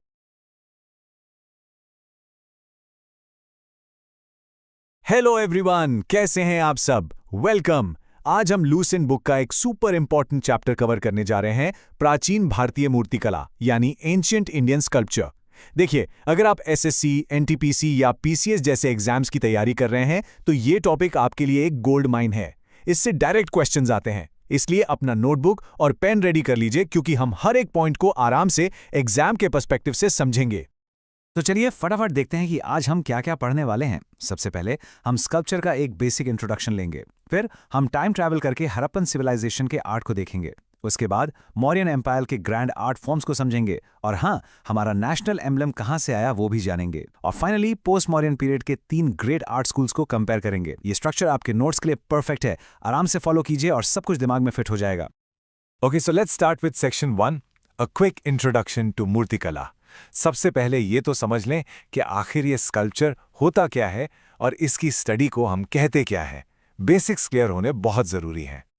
अच्छा, तो सबसे पहले ये समझिए स्कल्पचर या मूर्तिकला है क्या। बहुत सिंपल है। जब कोई आर्टिस्ट पत्थर, मेटल, लकड़ी या मिट्टी जैसी चीज़ों को काट कर, छील कर या मोल्ड करके एक 3 डायमेंशनल फॉर्म यानी एक मूर्ति बनाता है, उस आर्ट को हम स्कल्पचर कहते हैं। ठीक है, अब आते हैं आइकॉनोग्राफी पे। ये थोड़ा टेक्निकल टर्म है बट एग्जाम के लिए इंपॉर्टेंट है। जब हम किसी मूर्ति को स्टडी करते हैं, जैसे कि ये मूर्ति किस भगवान की है, उनके हाथों में क्या क्या है, उनका पोज क्या मैसेज दे रहा है, इस पूरी डिटेल स्टडी को आइकॉनोग्राफी कहते हैं। और इंडिया में इस कला की कहानी शुरू होती है हड़प्पन सिविलाइजेशन से। चलिए अब आते हैं हमारे पहले मेजर टॉपिक पर, section 2, the art of the Harappan era. सच में यहीं से इंडियन आर्ट की प्रॉपर टाइमलाइन शुरू होती है। हड़प्पन आर्टिस्ट 3 अलग अलग मटीरियल्स में एक्सपर्ट थे। पहला था मेटल यानी धातु से बनी मूर्तियां, दूसरा था स्टोन यानी पाषाण या पत्थर से बनी स्टैचूज, और तीसरा जो आम लोगों का आर्ट था वो था टेराकोटा यानी आग में पकाई हुई मिट्टी से बनी छोटी छोटी मूर्तियां। ये टेबल आपके एग्जाम के लिए एक्सट्रीमली इंपॉर्टेंट है, इसको ध्यान से देखिए। सबसे ज्यादा क्वेश्चंस मोहनजोदारो से आते हैं। क्यों? क्योंकि यहीं से हमें वर्ल्ड फेमस डांसिंग गर्ल की मूर्ति मिली है। ये सिर्फ एक आर्ट पीस नहीं है, ये उस टाइम की सोसाइटी, उनके कल्चर और उनकी टेक्नोलॉजी का प्रूफ है। इसके अलावा बफलो और रैम की मूर्तियां भी यहां से मिली हैं। बाकी साइड से हमें मोस्टली एनिमल्स और बुलक कार्ट्स के मेटल फिगर्स मिले हैं जो उनकी डेली लाइफ को दिखाते हैं। But remember, for your exam the dancing girl is the superstar. अब आप पॉइंट पर थोड़ा एक्स्ट्रा फोकस कीजिए। ये जो ब्रॉन्ज की डांसिंग गर्ल मिली है ना, ये एक सॉलिड हिस्टोरिकल प्रूफ है। ये साबित करती है कि हड़प्पन लोग सिर्फ ब्रॉन्ज बनाना नहीं जानते थे, बल्कि उस पिघले हुए ब्रॉन्ज को साँचे में डालकर मूर्तियां बनाने की एडवांस टेक्निक यानी ब्रॉन्ज कास्टिंग में भी माहिर थे। ये उनकी मेटलॉजिकल स्किल्स का सबसे बड़ा सबूत है। इस लाइन को अपने नोट्स में अंडरलाइन कर लीजिए, ये डायरेक्ट पूछा जाता है। तो आखिर ये अमेजिंग टेक्निक काम कैसे करती थी? इसका नाम है लॉस्ट वैक्स प्रोसेस या फ्रेंच में सियर पेर्दू। पहले तो इसका नाम ही एक एग्जाम क्वेश्चन है। आप प्रोसेस समझिए, इमेजिन कीजिए। स्टेप 1, पहले वैक्स यानी मोम से एक मूर्ति बनाई। स्टेप 2, उस पर गीली मिट्टी की एक मोटी लेयर लगा दी। स्टेप 3, अब इसे आग में गर्म किया तो सारा मोम पिघल कर बाहर निकल गया। अब आपके पास मिट्टी का एक खोखला सांचा है। स्टेप 4, उसमें पिघला हुआ मेटल जैसे ब्रॉन्ज डाल दिया, और जब वो ठंडा हो गया तो स्टेप 5, मिट्टी के सांचे को तोड़ दिया और अंदर से क्या निकला? एक सॉलिड मेटल की मूर्ति। So brilliant, right? चलिए अब आते हैं स्टोन स्टैच्यूज पर। मोहनजोदारो से मिली है प्रीस्ट किंग या बियर्डेड मैन की फेमस स्टैचू। आपने इसकी फोटो तो जरूर देखी होगी, हिस्ट्री बुक्स में हर जगह मिलती है। और हड़प्पा से 2 जबरदस्त स्टैचूज मिली हैं। एक मेल टॉर्सो जो लाल बलवा पत्थर यानी रेड सैंडस्टोन से बना है, और एक मेल डांसर। ये मटेरियल का नाम रेड सैंडस्टोन एग्जाम में पूछा जाता है, सो इसे याद रखिएगा। ओके, अब बात करते हैं टेराकोटास की। ये आम लोगों की कला थी जो मिट्टी से बनाई जाती थी। इसमें सबसे इंपॉर्टेंट है मदर गॉडेस यानी मातृदेवी की मूर्तियां। इससे हिस्टोरियंस अंदाजा लगाते हैं कि उनकी सोसाइटी में मातृदेवी की पूजा काफी प्रचलित थी। इसके अलावा बैल, बतख, मोर जैसे जानवरों की मूर्तियां उनके डेली लाइफ और नेचर से उनके क्लोज कनेक्शन को दिखाती हैं। तो हड़प्पन पीरियड से आगे बढ़ते हुए अब हम एंटर कर रहे हैं मौर्यन पीरियड में। ये वो टाइम था जब आर्ट थोड़ा ऑर्गेनाइज्ड हो गया। अब आर्ट को स्टेट यानी साम्राज्य यूज करने लगा अपनी पावर, अपनी आइडियोलॉजी को दिखाने के लिए। मौर्यन आर्ट का सबसे बड़ा सिंबल है अशोकन पिलर्स। सम्राट अशोका ने अपने पूरे एम्पायर में लगभग 30 विशाल स्तंभ बनवाए थे, जिनमें से आज 15 के आसपास ही बचे हैं। जस्ट इमेजिन, उस जमाने में बिना किसी मॉडर्न टेक्नोलॉजी के इतने भारी पिलर्स को एक जगह से दूसरी जगह ले जाना और खड़ा करना, ये कितना बड़ा इंजीनियरिंग अचीवमेंट रहा होगा। ये पिलर्स बेसिकली 2 तरह के थे। एक जिन पर अशोका के शिलालेख यानी एडिक्ट्स लिखे हुए थे। ये एक तरह से अशोका के मैसेज बोर्ड्स थे, जिनके जरिए वो अपनी प्रजा को धर्मा का संदेश देता था, जैसे सारनाथ और सांची के पिलर्स। और दूसरे आते हैं जिन पर कुछ लिखा नहीं था, जैसे रामपुरवा का पिलर। ऐसा माना जाता है कि ये शायद उसके साम्राज्य की बाउंड्रीज दिखाने के लिए थे। एग्जाम के लिए दोनों टाइप्स के एक एग्जाम्पल जरूर याद कर लीजिए। ऐप पिलर के स्ट्रक्चर को समझिए, ये बहुत इंपॉर्टेंट है। इसके 2 मेन पार्ट्स हैं। पहला है शाफ्ट यानी लंबा स्तंभ। इसकी सबसे बड़ी खासियत है कि ये मोनोलिथिक है। मोनोलिथिक मतलब एक ही विशाल पत्थर से बनाया गया है, इसमें कोई जोड़ नहीं है। और इस पर जो पॉलिश है वो आज भी 2000 साल बाद भी आईने की तरह चमकती है। अमेजिंग। दूसरा हिस्सा है कैपिटल यानी ऊपर का हिस्सा। इसे अलग से बनाकर एक कॉपर की कील से जुड़ा जाता था। कैपिटल के भी 3 पार्ट्स हैं। सबसे नीचे एक उल्टा कमल, बीच में एबेकस और सबसे ऊपर एक जानवर की मूर्ति। मोनोलिथिक और कैपिटल, ये 2 वर्ड्स आपके एग्जाम के लिए की हैं।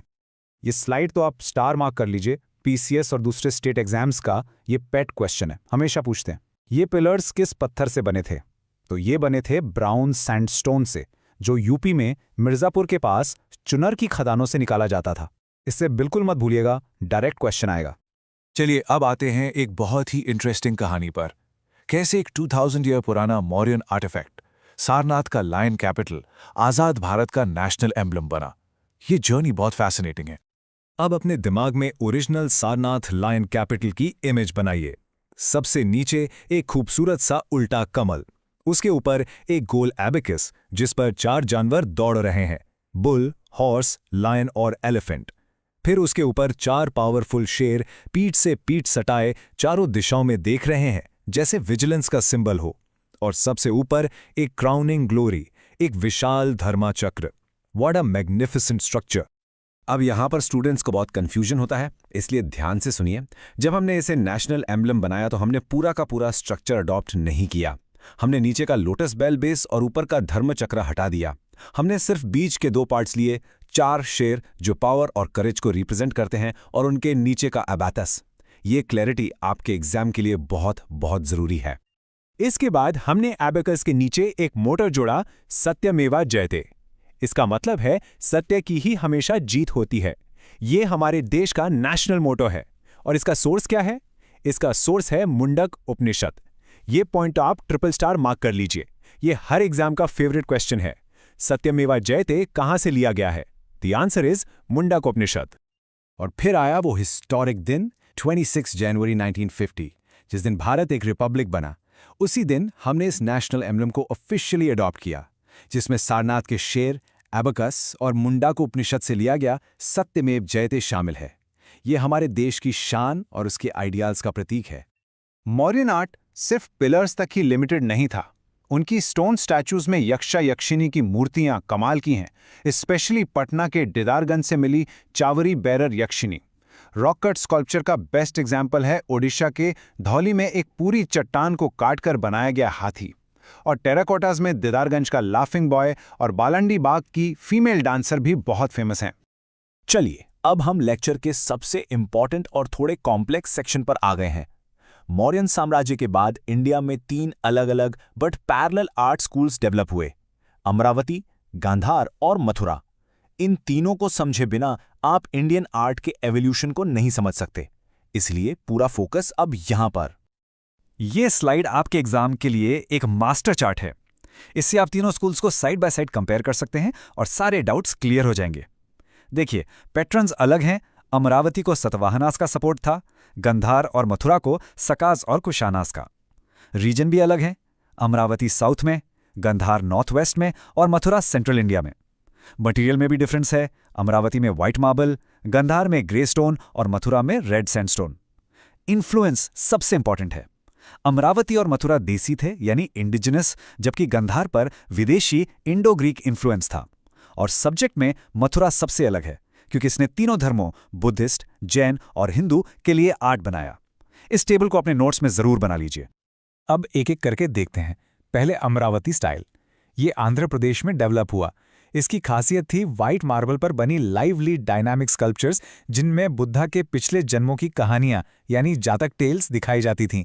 एक इंटरेस्टिंग बात यह है कि शुरू में यहां बुद्धा को सिंबल से दिखाया जाता था, जैसे कि एक खाली सिंहासन, लेकिन बाद में यहीं पर बुद्धा की ह्यूमन फॉर्म में मूर्तियां बनाने की कोशिश भी हुई। अब आते हैं गांधार स्टाइल पर। जैसा कि आप इस चार्ट में देख सकते हैं, ये पूरी तरह से बुद्धिस्ट आर्ट था। 50% मूर्तियां बुद्धा की, 30% बोधिसत्वास की, यानी वो लोग जो बुद्ध बनने के रास्ते पर हैं, और बाकी 20% दूसरी बुद्धिस्ट गॉडेसेस की हैं। गांधार स्टाइल का सबसे इंपॉर्टेंट पॉइंट है इसका फॉरेन इन्फ्लुएंस, इसीलिए इसे इंडो ग्रीक स्टाइल भी कहते हैं। बेसिकली इंडियन सब्जेक्ट यानी बुद्धा और ग्रीक स्टाइल का फ्यूजन। इसमें बुद्धा को ग्रीक देवता अपोलो जैसा दिखाया गया है, एक मस्कुलर बॉडी, घुंघराले बाल और रोमन टोगा जैसे कपड़े। ये इंडियन और ग्रीक आर्ट का एक ब्यूटीफुल मिक्स है। और इस स्टाइल का सबसे बड़ा कंट्रीब्यूशन है हैलो या प्रभामंडल, यानी भगवान के सिर के पीछे का रोशनी का गोला। ये कॉन्सेप्ट गांधार आर्ट से ही शुरू हुआ। और अब आते हैं मथुरा स्कूल पर। यह बिल्कुल मेड इन इंडिया स्टाइल था, पूरी तरह से स्वदेशी। इसकी सबसे बड़ी और यूनिक बात यह थी कि यह पहला स्कूल था जिसने भारत के तीनों प्रमुख धर्मों बुद्धिज्म, जैनिज्म और हिंदुइज्म के लिए मूर्तियां बनाई। इसलिए ये इंडियन आर्ट की गंगा जमुनी तहजीब यानी अ ब्यूटीफुल सिंथेसिस का प्रतीक है। मथुरा स्टाइल का मास्टरपीस है कुशाना रूलर कनिष्का की हेडलेस स्टैचू। इसमें कनिष्का को एक योद्धा की तरह दिखाया गया है। लंबा कोट, भारी जूते, एक हाथ में गदा और दूसरे में तलवार। ये स्टैचू सिर्फ एक मूर्ति नहीं है, बल्कि कुशाना शासकों की पावर और उनकी मिलिट्री स्ट्रेंथ का एक स्टेटमेंट है। ये रॉयल पोर्ट्रेचर का एक क्लासिक एग्जाम्पल है। अब इन दोनों स्टाइल्स के बीच के सबसे इंपॉर्टेंट डिफरेंस को समझिए, उनकी फिलॉसफी को। गंधार स्टाइल रियलिस्टिक था। वो बुद्धा को एक सुंदर मस्कुलर ग्रीक देवता की तरह दिखाता था। उनका फोकस आउटर ब्यूटी पर था। जबकि मथुरा स्टाइल आइडियलिस्टिक और स्पिरिचुअल था। उनका फोकस बुद्धा के चेहरे पर शांति, करुणा और आंतरिक आनंद यानी इनर ब्यूटी को दिखाने पर था। एक में फिजिकल परफेक्शन है, दूसरे में स्पिरिचुअल ग्रेस। तो ये था हमारा आज का detailed explainer on ancient Indian sculpture. जाने से पहले आपके लिए एक सवाल, इन तीनों स्टाइल्स में से अमरावती, गंधार और मथुरा आपके हिसाब से किस स्टाइल ने आगे चलकर गुप्ता पीरियड के क्लासिकल टेम्पल स्कल्पचर्स की नींव रखी? एक हिंट देता हूं, गुप्ता आर्ट भी पूरी तरह से इंडिजिनस था। इस पर सोचिए और रिवाइज कीजिए। ऑल द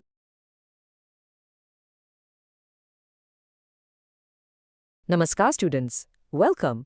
क्या आपने कभी सोचा है कि पत्थर की एक मूर्ति हजारों साल पुरानी कहानियां कैसे सुना सकती है?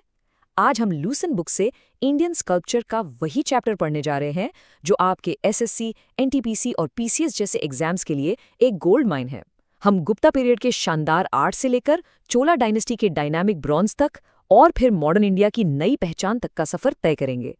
तो पेन और नोट्स रेडी रखिए, क्योंकि ये सिर्फ एक चैप्टर नहीं बल्कि टाइम ट्रैवल होने वाला है। ये है आज का हमारा रोड मैप, हमारी जर्नी का मैप। हम समय के साथ आगे बढ़ेंगे यानी क्रोनोलॉजिकली। शुरू करेंगे गुप्ता युग से, जिसे गोल्डन एज कहते हैं। फिर देखेंगे कि कैसे नॉर्थ और साउथ इंडिया में अलग अलग यूनिक स्टाइल्स डेवलप हुए। उसके बाद हम मुगल और मॉडर्न एरा के ट्रांजिशन को समझेंगे। और सबसे आखिर में आपके एग्जाम्स के लिए एक पावर पैक्ड रिवीजन सेशन होगा। तो चलिए इस शानदार सफर की शुरुआत करते हैं। तो हमारा पहला स्टॉप है गुप्ता पीरियड। इसे इंडियन स्कल्पचर का गोल्डन एज या क्लासिकल एज क्यों कहते हैं? सोचो। ऐसा इसलिए क्योंकि इस टाइम पर देश में पॉलिटिकल स्टेबिलिटी और बहुत प्रोस्पेरिटी थी। जब समाज शांत और समृद्ध होता है तो आर्ट एंड कल्चर अपने पीक पर पहुंच जाते हैं। यहाँ की मूर्तिकला में एक अजीब से सुकून, बैलेंस और परफेक्शन दिखता है। इस दौर में हिंदू और बुद्धिस्ट दोनों ही धर्मों से जुड़ी बेहतरीन मूर्तियां बनाई गई। चलिए देखते हैं इनमें क्या खास था। गुप्ता पीरियड के हिंदू स्टैच्यूज को हम दो मेन हिस्सों में बांट सकते हैं। पहले हैं वैष्णवाइट स्टैच्यूज। क्योंकि ज्यादातर गुप्ता रूलर्स भगवान विष्णु के उपासक थे, उन्होंने विष्णु मंदिर और मूर्तियां बनवाने में बहुत इंटरेस्ट दिखाया। यहाँ एक की फीचर नोट कीजिए, विष्णु की मूर्तियां चतुर्भुजी यानी 4 हाथों वाली होती थीं, जो उनकी डिवाइन पावर को सिंबलाइज करती थीं। एग्जाम पॉइंट ऑफ व्यू से देवगढ़ का दशावतार टेम्पल सबसे इंपॉर्टेंट है, ये डायरेक्ट क्वेश्चन बनता है। दूसरी तरफ आती हैं शाइवाइट स्टैच्यूज। यहाँ 2 कॉन्सेप्ट्स ने जन्म लिया जो एग्जाम में बार बार आते हैं। पहला, अर्धनारीश्वर यानी शिवा और पार्वती का कंबाइंड फॉर्म, जिसमें आधा शरीर पुरुष का और आधा नारी का है। ये यूनिवर्स के मेल और फीमेल एनर्जी के बैलेंस को दिखाता है। और दूसरा, मुखुलिंगा का कॉन्सेप्ट। मुखुलिंगा मतलब शिवालिंगा पर 1 या 4 ह्यूमन फेसेस का बना होना। ये बहुत यूनिक फीचर था गुप्ता आर्ट का, इसको जरूर याद रखिएगा। हिंदू आर्ट के साथ साथ गुप्ता काल में बुद्धिस्ट आर्ट भी अपने चरम पर था, लेकिन यहाँ एक मेजर शिफ्ट हुआ। इससे पहले कुशाना पीरियड में गांधार स्टाइल का बहुत इन्फ्लुएंस था, जो थोड़ा ग्रीक रोमन जैसा था, पर गुप्ता आर्टिस्ट्स ने एक प्योरली इंडियन स्टाइल डेवलप किया। सबसे बड़ा डिफरेंस इनकी बुद्धा स्टैचूज के हेलो यानी सर के पीछे जो प्रभामंडल होता है उसमें दिखता है। कुशाना स्टैचूज का हेलो बिल्कुल प्लेन और सादा होता था, लेकिन गुप्ता स्टैचूज का हेलो, जैसा आप देख सकते हैं, हाईली डेकोरेटेड होता था, जिसमें फूल पत्तियों की डिटेल्ड कार्विंग होती थी। ये उनकी आर्टिस्टिक एक्सेलेंस को दिखाता है। एग्जाम के लिए ये 3 स्टैचूज और उनकी current location match the following का फेवरेट क्वेश्चन है। सारनाथ की फेमस मेडिटेटिंग बुद्धा, मथुरा की स्टैचू और सुल्तानगंज से मिली विशाल ब्रॉन्ज मूर्ति, जो अब इंग्लैंड के बर्मिंघम म्यूजियम में है। गुप्ता एम्पायर के डिक्लाइन के बाद इंडिया में सेंट्रल पावर खत्म हो गई और छोटे छोटे रीजनल किंगडम्स उभर कर आए। जब राजनीति बदलती है तो आर्ट भी बदलता है। इसी दौर में यानी मिडीवल पीरियड में नॉर्थ इंडिया में अलग अलग जगहों पर अपने अपने यूनिक स्कल्पचर स्टाइल्स ने जन्म लिया। हर स्टाइल उस रीजन की पहचान बन गया। Let's move to Ellora and see how this builds. Now what's really interesting about this slide is, ये आपके रिविजन के लिए एक चीट शीट है। इसका स्क्रीनशॉट जरूर ले लीजिए। देखिए, पाला एंड सेन डायनेस्टी बंगाल बिहार में थी। ये लोग ब्लैक बसाल्ट स्टोन यूज करते थे और उस पर ऐसी पॉलिश करते थे कि पत्थर भी मेटल जैसा चमकता था। फिर आता है ओडिशा स्टाइल, इसकी बात हम अगली स्लाइड में डिटेल में करेंगे। उसके बाद है चंदेला स्टाइल, जिसका सबसे बड़ा एग्जाम्पल है खजुराहो के मंदिर। यहाँ की मूर्तियां बहुत ही डेलिकेट और ग्रेसफुल हैं, उनके एक्सप्रेशंस और पॉस्चर्स बहुत नेचुरल लगते हैं। और आखिर में है सोलंकी स्टाइल, जो गुजरात और राजस्थान में पॉपुलर था। इन्होंने व्हाइट मार्बल का खूब इस्तेमाल किया, खासकर जैन तीर्थंकरों की मूर्तियां बनाने में, जैसा कि माउंट आबू के दिलवारा टेम्पल्स में दिखता है। ये कोड ओडिशा स्टाइल के एसेंस को कैप्चर करता है। यहाँ सेंसुअस का मतलब है ऐसी आर्ट जो हमारे सेंसेस को अपील करे। कोणार्क के सन टेम्पल की दीवारों पर बनी मूर्तियां इसका परफेक्ट एग्जाम्पल है। वहाँ ह्यूमन बॉडी के कर्व्स और ग्रेस को बहुत खूबसूरती से दिखाया गया है। लेकिन वहाँ सिर्फ इंसानी फिगर ही नहीं, बल्कि जानवरों की मूर्तियां भी उतनी ही पावरफुल हैं। कोणार्क के मंदिर के पास बने बड़े बड़े घोड़े, हॉर्सेस और हाथी, एलिफेंट्स की मूर्तियों को देखकर उनकी ताकत और एनर्जी फील होती है। जैसे एक स्कल्पचर है जिसमें एक शेर एक हाथी को दबाए हुए हैं, ये पावर को सिंबलाइज करता है। चलिए अब नर्मदा नदी को क्रॉस करके साउथ इंडिया चलते हैं। अगर नॉर्थ इंडिया में रीजनल स्टाइल्स आ रहे थे, तो साउथ में पल्लवा, चोला और राष्ट्रकूटा जैसी पावरफुल डायनेस्टीज आर्ट को एक अलग ही लेवल पर ले जा रही थी। यहाँ की कहानी पत्थर की विशाल चट्टानों से लेकर चमकते हुए ब्रॉन्ज दोनों में लिखी गई है। Let's see. साउथ की हर डायनेस्टी ने हमें एक मास्टरपीस दिया है। पल्लवास का नाम आते ही महाबलीपुरम याद आना चाहिए। वहां उन्होंने एक पूरी चट्टान पर डिसेंट ऑफ द गंगा या अर्जुनास पेनेंस की कहानी को उकेरा है। इमेजिन कीजिए, एक ही पत्थर पर देवी देवता, इंसान, जानवर सबकी फिगर्स हैं जो गंगा नदी के धरती पर आने की स्टोरी बता रहे हैं। फिर आते हैं राष्ट्रकूटास, जिन्होंने एल्लोरा और एलिफेंटा में पहाड़ों को काटकर मंदिर बनाए। एलिफेंटा केव्स की त्रिमूर्ति स्टैचू तो अनबिलीवेबल है। एक ही चेहरे में शिवा के 3 रूप हैं, क्रिएटर, प्रिजर्वर एंड डिस्ट्रॉयर, यानी ब्रह्मा, विष्णु, महेश, तीनों की शक्ति एक में। ये दोनों एग्जाम्पल्स एग्जाम के लिए 5 स्टार रेटेड हैं। अब स्क्रीन पर ये नंबर देखिए, 57 फीट। अंदाज़ा लगाइए ये क्या हो सकता है। ये लगभग एक 5-6 मंजिल के बिल्डिंग के बराबर हाइट है।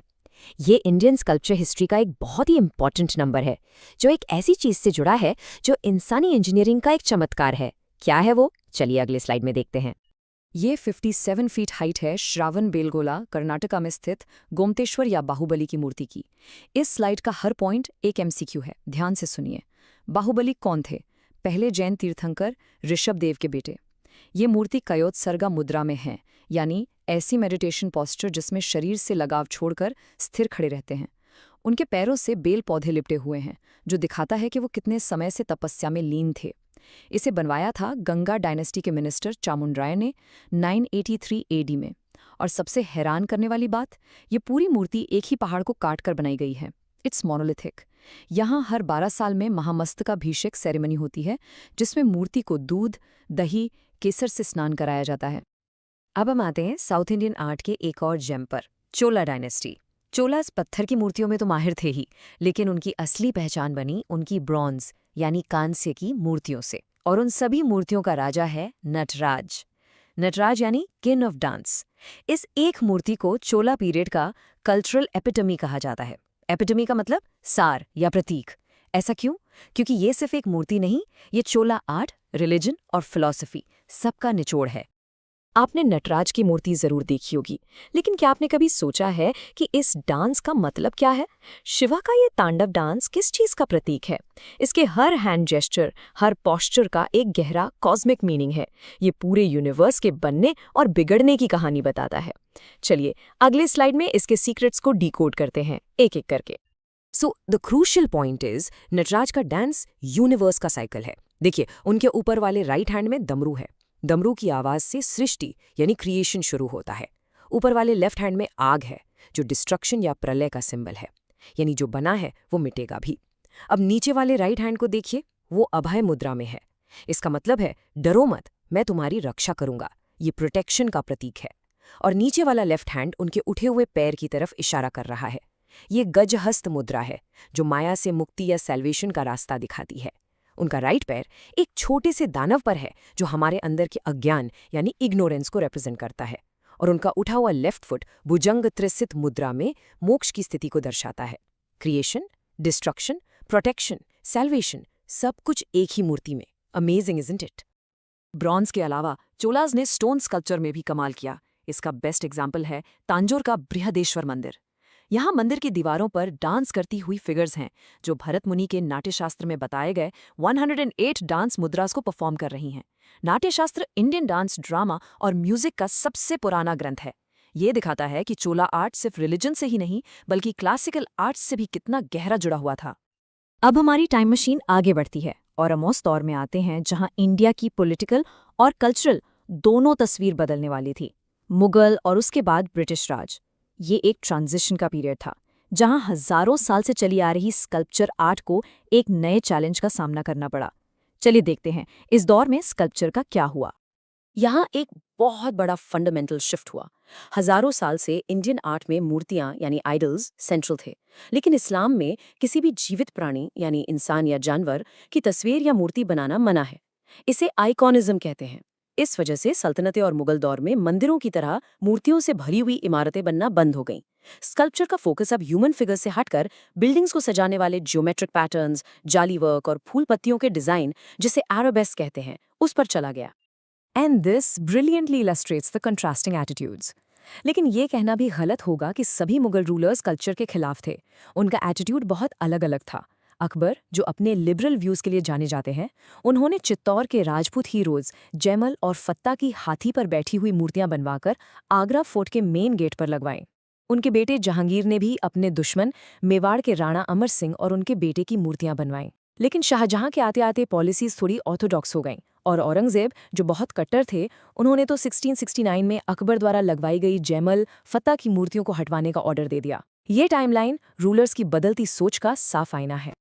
ब्रिटिश राज के बाद जब इंडिया आजाद हुआ तो आर्टिस्ट्स ने इंडियन स्कल्पचर को एक नया जीवन दिया।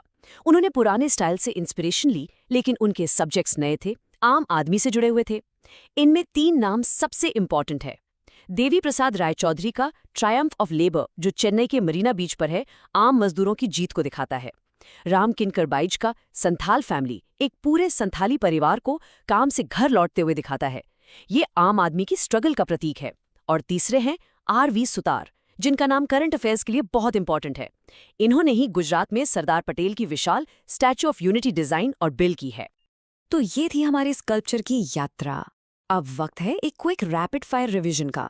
इस सेक्शन में हम सिर्फ उन्हीं पॉइंट्स पर फोकस करेंगे जो एग्जाम में डायरेक्ट पूछे जाते हैं, तो बिल्कुल अलर्ट हो जाइए और देखिए आपको कितना याद है। Let's start. ये है मैच द फॉलोइंग का फेवरेट फॉर्मेट। चलिए मेरे साथ रिवाइज कीजिए। Gupta period, Dashavatar temple, Deogarh. Pallava dynasty, descent of the Ganga, Mahabalipuram. Chola dynasty, उनकी world famous bronze Nataraja. Rashtrakuta dynasty, एलिफेंटाकी त्रिमूर्ति। गोमतेश्वर स्टैच्यू किसने बनवाई? चामुंडराय ने। संथाल फैमिली किसका मास्टरपीस है? राम किंकर बाइज का। और स्टैच्यू ऑफ यूनिटी के स्कल्प्टर कौन है? R.V. सुतार। अगर आपको ये सारे पेयर्स याद हैं तो आपका एक क्वेश्चन पक्का है। अब कुछ इंपॉर्टेंट टर्म्स। मुखलिंगा क्या है? याद कीजिए गुप्ता पीरियड का शिवलिंग जिस पर ह्यूमन फेस बना हो। कयोत्सर्गा मुद्रा, गोमतेश्वर की स्टैंडिंग मेडिटेशन पॉस्चर। भुजंगस्रित मुद्रा, नटराज के डांस में उठे हुए पैर की मुद्रा। और कल्चरल एपिटोम, ये फ्रेज किसके लिए यूज होता है? चोला पीरियड की नटराज मूर्ति के लिए। ये terms direct definition based questions में आते हैं, इनको बिल्कुल मत भूलिएगा। तो स्टूडेंट्स, ये था हमारा इंडियन स्कल्पचर पर एक डिटेल्ड एक्सप्लेनर। हमने देखा कि कैसे समय, शासक और सोच के बदलने से कलाकारी का रूप भी बदलता है। गुप्ता काल के शांत और बैलेंस्ड आर्ट से लेकर चोला के कॉस्मिक डांस तक हर स्टाइल की अपनी एक कहानी है। सोचिए, आपको इन सब में से कौन सी कहानी, कौन सा स्टाइल सबसे ज्यादा इंटरेस्टिंग लगा और क्यों? जब आप आर्ट को इस तरह से कनेक्ट करके समझेंगे तो फैक्ट्स आपको हमेशा के लिए याद हो जाएंगे। आई होप ये सेशन आपके लिए यूजफुल रहा होगा। All the very best for your exams. नमस्कार।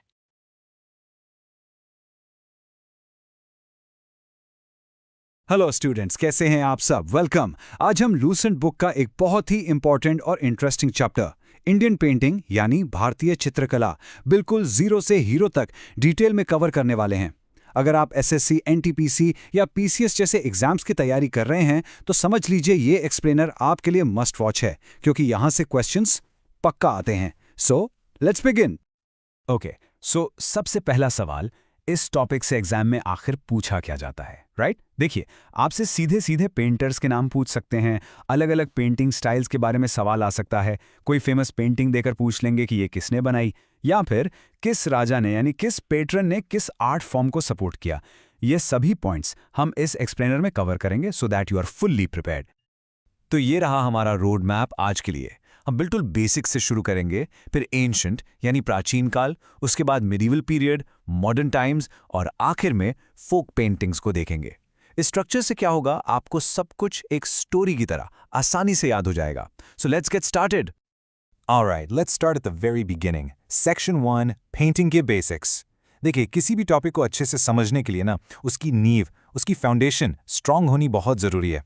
तो चलिए पहले पेंटिंग के फंडामेंटल्स को ही क्लियर कर लेते हैं। तो पेंटिंग है क्या? सिंपल वर्ड्स में it's the art of paint. 3 main art forms होते हैं, राइट? आर्किटेक्चर यानी वास्तुकला, स्कल्पचर यानी मूर्तिकला और पेंटिंग यानी चित्रकला। इन तीनों में से पेंटिंग सबसे आसान थी। अब आप पूछेंगे आसान क्यों? तो सोचिए, आर्किटेक्चर यानी एक बिल्डिंग बनाने के लिए आपको प्रॉपर टूल्स चाहिए, प्लानिंग चाहिए, इंजीनियरिंग चाहिए। स्कल्पचर यानी मूर्ति बनाने के लिए भी पत्थर या मेटल को काटने का एक खास स्किल चाहिए। बट पेंटिंग, आप अपनी उंगली से गीली मिट्टी पर भी कुछ बना सकते हो, एक जले हुए कोयले से गुफा की दीवार पर भी बना सकते हो। It was accessible. और इसी वजह से इंसान का जो आर्टिस्टिक सफर है ना, उसकी शुरुआत पेंटिंग से ही हुई। मेक सेंस है ना? अब इंडियन पेंटिंग के मुख्य रूप से 4 फॉर्म्स हैं। चलिए इनको साइज के हिसाब से देखते हैं, बड़े से छोटा। सबसे पहले भित्ति चित्रा या म्यूरल्स। भित्ति का मतलब ही होता है दीवार, तो ये पेंटिंग सॉलिड सर्फेसेस जैसे दीवारों या छतों पर की जाती थीं। Think Ajanta and Ellora caves. उससे थोड़ा छोटा चित्रपता। ये कपड़े या चमड़े के एक लंबे से स्क्रॉल पर पेंटिंग होती थी जिसे आप रोल करके कहीं भी ले जा सकते थे। फिर है चित्रफलका। फलका मतलब बोर्ड, सो लकड़ी, पत्थर या मेटल के बोर्ड पर पेंटिंग। और आखिर में सबसे छोटा और फाइन लघु चित्र या मिनिएचर पेंटिंग। ये कागज या किताब के पन्नों पर बहुत ही बारीकी से की जाती थी, जैसे मुगल पेंटिंग्स तो देखा आपने, दीवार से लेकर किताब के पन्ने तक का सफर। तो चलिए टाइम में थोड़ा पीछे चलते हैं। Section 2, ancient Indian painting. अब देखते हैं कि भारत में चित्रकला की कहानी आखिर शुरू कहाँ से हुई। इमेजिन करिए, आदि मानव यानी अर्ली ह्यूमन, जब उसकी बेसिक जरूरतें पूरी हो गईं, खाना मिल गया, शिकार से बचने के लिए गुफा मिल गई, तब उसके पास फ्री टाइम बचा और उस फ्री टाइम में उसने अपने अनुभवों को, अपनी फीलिंग्स को एक्सप्रेस करना शुरू किया। और उसके लिए सबसे पहला कैनवस क्या था? वही गुफा की दीवार। इन्हीं के वॉल्स पर जो पेंटिंग्स बनी हैं उन्हें हम रॉक पेंटिंग्स कहते हैं, और यही इंडिया में पेंटिंग का सबसे पुराना, ओल्डेस्ट एविडेंस है। गाइस, ये टाइमलाइन सुपर इंपॉर्टेंट है एग्जाम के लिए। हर एक नाम, हर एक डेट नोट कर लीजिए। इंडिया में पहली रॉक पेंटिंग खोजी आर्चिबल्ड कार्लाइले ने 1867 में। कहाँ? मिर्जापुर, यूपी में। लेकिन जो सबसे इंपॉर्टेंट डिस्कवरी हुई वो की वीएस वाकनकर ने 1957 में। उन्होंने भीमबेटका केव्स को खोजा। दिस नेम वीएस वाकनकर, इससे तो स्टार मार्क कर लीजिए, बहुत बार पूछा जाता है। और बाद में हमारी ये दोनों अनमोल धरोहर अजंता और Bhimbetka UNESCO world heritage sites भी बनी। ओके, अब भीमबेटका को थोड़ा डीप डाइव करते हैं। यहां से डायरेक्ट क्वेश्चंस आते हैं। Location Raisen district, Madhya Pradesh. Discoverer अभी याद किया हमने, वीएस वाकांकर। यहां टोटल 800 के आसपास रॉक शेल्टर्स हैं, जिनमें से 500 में पेंटिंग्स मिलती हैं। अब इन पेंटिंग्स के थीम्स क्या थे? उनकी डेली लाइफ, शिकार करना, ग्रुप में नाचना, जानवरों की लड़ाई, ऊंची छतों से शहद निकालना, बच्चों का खेलना, सब कुछ। और उनके फेवरेट कलर्स थे रेड एंड व्हाइट। ये भी डायरेक्ट एग्जाम क्वेश्चन है। व्हाइट कलर वो चूने के पत्थर से यानी लाइमस्टोन से, और रेड कलर गेरू से बनाते थे। एंशिएंट पेंटिंग में 2 टेक्निक्स बहुत कॉमन थी और इनका डिफरेंस समझना बहुत जरूरी है। पहली है फ्रेस्को। फ्रेस्को में गीली प्लास्टर किए हुए दीवार पर पेंटिंग करते हैं। सोचो, आप गीली सीमेंट पर पेंट कर रहे हो। जब वो दीवार सूखेगी तो कलर प्लास्टर के अंदर तक चला जाएगा और दीवार का परमानेंट हिस्सा बन जाएगा। उसे आप खुरच कर अलग नहीं कर सकते। और दूसरी टेक्निक है टेम्परा। यहां पर रंग को किसी बाइंडिंग एजेंट जैसे अंडे की जर्दी या गोंद के साथ मिक्स करके सूखी हुई दीवार पर लगाया जाता है। तो सबसे बड़ा डिफरेंस क्या हुआ? Fresco on a wet wall, tempera on a dry wall. This is a very crucial exam point. Fresco में कलर दीवार का हिस्सा बन जाता है और टेम्परा में कलर दीवार के ऊपर एक अलग लेयर बनाता है। और हाँ, याद रखिएगा, अजंता की ज्यादातर पेंटिंग्स टेम्परा स्टाइल में ही बनी हैं। ये table match the following questions के लिए गोल्ड माइन है, इसको जरूर नोट डाउन कर लीजिए। चलिए आइए एक एक करके देखते हैं। जोगीमारा केव्स छत्तीसगढ़ में, अजंता केव्स महाराष्ट्र में, जिनका मेन थीम बुद्धिज्म है, खासकर जातका टेल्स। बाग केव्स मध्य प्रदेश में, इनका थीम सेक्युलर है, यानी आम जिंदगी से जुड़ा हुआ। बदामी केव्स कर्नाटका में, चालुक्य किंग्स ने बनवाई और इनमें हिंदुइज्म और जैनिज्म दोनों के थीम्स हैं। सितनवासल केव्स तमिलनाडु में, ये जैनिज्म से स्ट्रांगली रिलेटेड हैं। और एलोरा केव्स महाराष्ट्र में, जहां आपको हिंदू, बुद्धिस्ट और जैन तीनों धर्मों का संगम देखने को मिलेगा। साइट, लोकेशन और थीम, बस ये 3 चीजें आपको हर साइट के लिए याद करनी है। सेक्शन 3, अब हम एंटर कर रहे हैं मिडीवल पीरियड में। और यहां आते ही सबसे पहले नाम आता है मुगल स्टाइल का। यहां से बहुत सारे क्वेश्चंस बनते हैं, क्योंकि हर मुगल बादशाह के टाइम पेंटिंग का अलग अलग लेवल का डेवलपमेंट हुआ। मुगल्स को अच्छे से समझने के लिए हमें थोड़ा सा पहले जाना होगा, दिल्ली सल्तनत के टाइम में। उस वक्त के जो आम तौर पर रूलर थे, वो पेंटिंग को ज्यादा पसंद नहीं करते थे। उनके लिए पेंटिंग करना एक तरह से अल्लाह की बनाई चीजों की नकल करने जैसा था, जो अ लिटिल इररिलीजियस माना जाता था। इसलिए सल्तनत पीरियड में पेंटिंग को ज्यादा बढ़ावा नहीं मिला। ये कॉन्टेक्स्ट इसलिए जरूरी है ताकि आप अप्रिशिएट कर पाएं कि मुगल्स ने आर्ट में कितना बड़ा रेवोल्यूशन लाया था। तो मुगल पेंटिंग्स को पहचानेंगे कैसे? What's there signature style? देखिए, इनकी स्पेशलिटी थी कर्व्ड लाइंस और बहुत फाइन ड्राइंग। ये पेंटिंग्स बहुत डेकोरेटिव होती थी, गोल्डन कलर्स का खूब यूज होता था। थीम्स क्या थे? रॉयल कोर्ट के सीन, बादशाह का दरबार, शिकार के मंजर, जंग या नेचर। लेकिन एक चीज इन पेंटिंग्स में हमेशा मिसिंग रहती थी, और वो थी आम आदमी की जिंदगी। सब कुछ बादशाह और उनके दरबार के इर्द गिर्द ही घूमता था। It was a materialistic art form. ये टाइमलाइन पूरी मुगल पेंटिंग की कहानी है। एक स्टोरी की तरह सुनिए। बाबर, जो एक अजीम पर्शियन पेंटर बहजाद का फैन था, उसे बुलाना चाहता था, पर उससे पहले उसकी डेथ हो गई। उसके बेटे हुमायूं ने इस सपने को पूरा किया। फिर आया अकबर, जिसके टाइम में असली डेवलपमेंट शुरू हुआ। उसने पूरी एक वर्कशॉप, निगार खाना ही बना डाली। And then came the golden boy Jahangir, जिसके टाइम पेंटिंग अपने पीक पर पहुंची, इसलिए उसके काल को गोल्डन पीरियड कहते हैं। शाहजहां को पेंटिंग से ज़्यादा आर्किटेक्चर में इंटरेस्ट था, जैसे ताजमहल, और फिर सब कुछ बदल गया जब औरंगजेब ने पेंटिंग को डिस्करेज किया, जिससे इसका डिक्लाइन शुरू हो गया। ये पॉइंट इसे आप हाईलाइट कर लीजिए, स्टार मार्क कर लीजिए, एग्जाम का फेवरेट क्वेश्चन है। फादर ऑफ मुगल पेंटिंग कौन? हुमायूं। मैं फिर से रिपीट कर रहा हूं, हुमायूं। क्यों? क्योंकि जब शेर शाह सूरी से हारकर वो ईरान में था, तब उसने 2 master Persian painters Mir Syed Ali और अब्दुस समात को अपने साथ इंडिया आने के लिए कन्विंस किया। इन्हीं दोनों ने इंडिया में मुगल पेंटिंग की नींव रखी। So the credit for starting it all goes to Humayun. Humayun ने शुरुआत की, लेकिन रियल डेवलपमेंट अकबर के टाइम में हुआ। इसका सबसे बड़ा एग्जाम्पल है हमजा नामा मैनस्क्रिप्ट। ये प्रॉफिट मोहम्मद के चाचा अमीर हमजा की कहानियों की एक किताब थी। Just imagine the scale. इसमें 1400 पेंटिंग्स बनाई गईं, 100 से ज़्यादा पेंटर्स लगे और इस प्रोजेक्ट को पूरा करने में लगभग 15 साल का वक्त लगा। This was massive. इससे आप अंदाज़ा लगा सकते हैं कि अकबर पेंटिंग को कितना सपोर्ट करता था।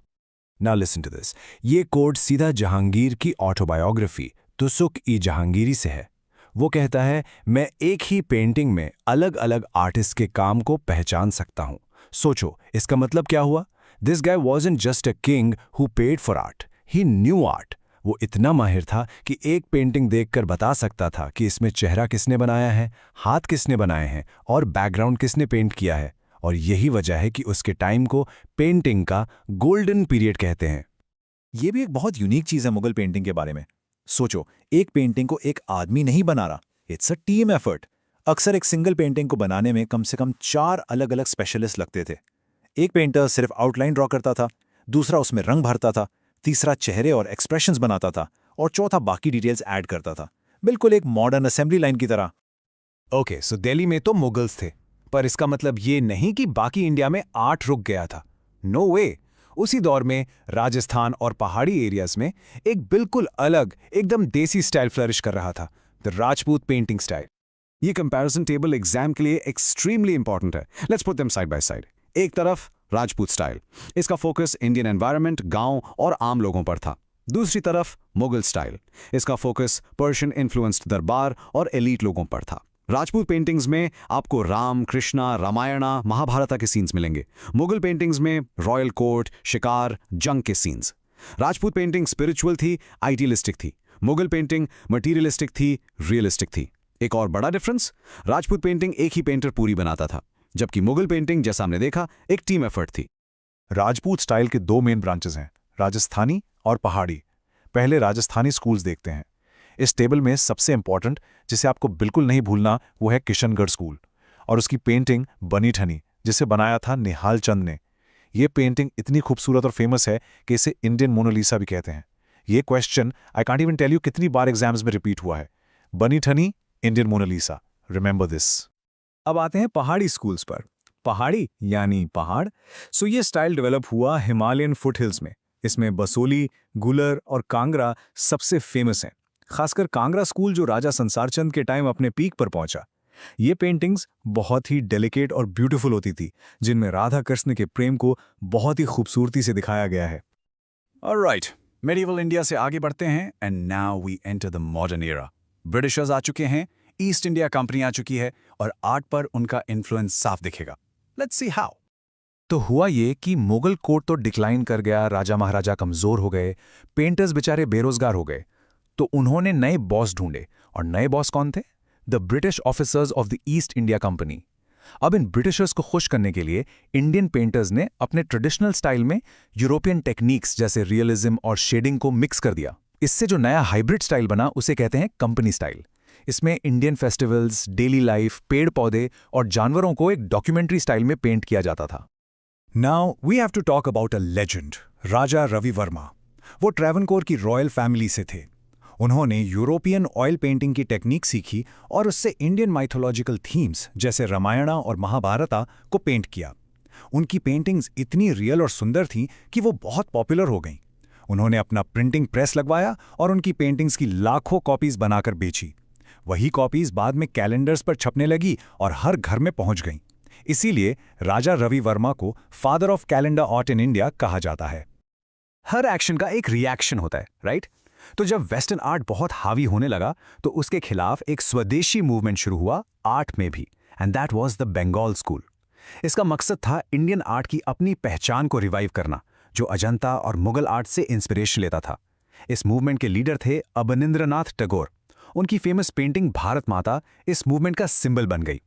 इनका गोल सिंपल था, थीम में ट्रेडिशनल रहो और इंस्पिरेशन में नेशनलिस्ट। बंगाल स्कूल के बाद भी आर्ट रुका नहीं, इट केप्ट इवॉल्विंग। नए नए ग्रुप्स बने, नए आइडियाज आए। 1943 में बना कैलकाटा ग्रुप, जिनका मानना था कि आर्ट यूनिवर्सल होना चाहिए। फिर आज़ादी के बाद 1948 में बॉम्बे में बना द प्रोग्रेसिव्स ग्रुप, जिसमें एमएफ हुसैन और एसएच राजा जैसे आगे चलकर बहुत बड़े आर्टिस्ट बने। इनका गोल था एक नया मॉडर्न आर्ट बनाना। और 60-70s तक एब्स्ट्रैक्शन, यानी जिसमें कोई क्लियर फिगर ना हो, वो आर्ट पॉपुलर हो गया। एंड फाइनली हम आते हैं हमारे आखिरी और एग्जाम के लिए one of the most important sections, famous folk paintings. ये हमारे देश की कल्चरल रूट्स को, उसकी डाइवर्सिटी को दिखाती हैं। यहां से डायरेक्ट वन लाइनर क्वेश्चंस आते हैं, सो इस सेक्शन पर खास ध्यान दीजिएगा। इस टेबल का स्क्रीनशॉट जरूर ले लीजिए क्योंकि ये डायरेक्ट मार्क्स हैं। Let's go through it quickly. Madhubani, Bihar के मिथिला रीजन से। कलमकारी, आंध्र प्रदेश, कलम यानी पेन से काम। पट्टाचित्रा, ओडिशा, पट्टा यानी कपड़े पर पेंटिंग। वर्ली, महाराष्ट्र गुजरात बॉर्डर की वर्ली ट्राइब बनाती है, जिसमें सिंपल ट्रायंगल्स और सर्कल्स यूज होते हैं। फड़, राजस्थान की स्क्रोल पेंटिंग। थैंका, नॉर्थ ईस्ट की Tibetan Buddhist art. Gond, central India की गोंड ट्राइब करती है, जिसमें नेचर को डॉट्स और लाइन से बनाया जाता है। और चेरियल स्क्रोल, तेलंगाना से। नाम और स्टेट, बस इतना याद रखना है। तो ये था हमारा डिटेल्ड एक्सप्लेनर इंडियन पेंटिंग पर। हमने प्री हिस्टोरिक रॉक आर्ट से लेकर मॉडर्न फोक आर्ट तक सब कुछ कवर किया। अब आपसे एक सवाल, इतने सारे ब्यूटीफुल स्टाइल्स देखने के बाद मुगल की बारीकी, राजपूत का प्रेम, मधुबनी के रंग, वर्ली की सिंप्लिसिटी, इन सब में से आपका पर्सनल फेवरेट कौन सा है और क्यों? कमेंट करके ज़रूर बताइएगा। ये आर्ट सिर्फ एग्जाम के लिए नहीं, अप्रिशिएट करने के लिए भी है। All the best for your preparation and I will see you in the next explainer.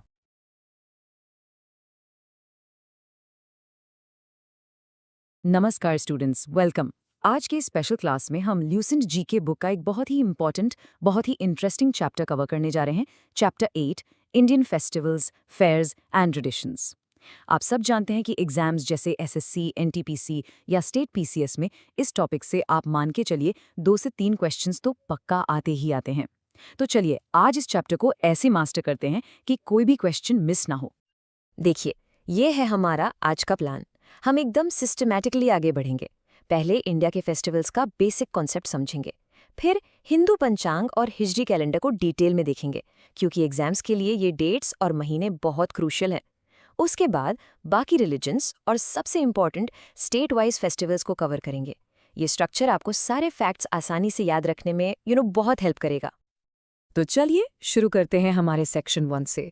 हमारा देश Bharat a land of festivals यानी त्योहारों का देश के नाम से मशहूर है, और इसका सीधा सा कारण है हमारी डाइवर्सिटी। आप देखिए, हर अलग अलग कम्युनिटी, अलग अलग रीजन, सबके अपने यूनिक फेस्टिवल्स हैं जो हमारी रिच कल्चरल हेरिटेज को दिखाते हैं।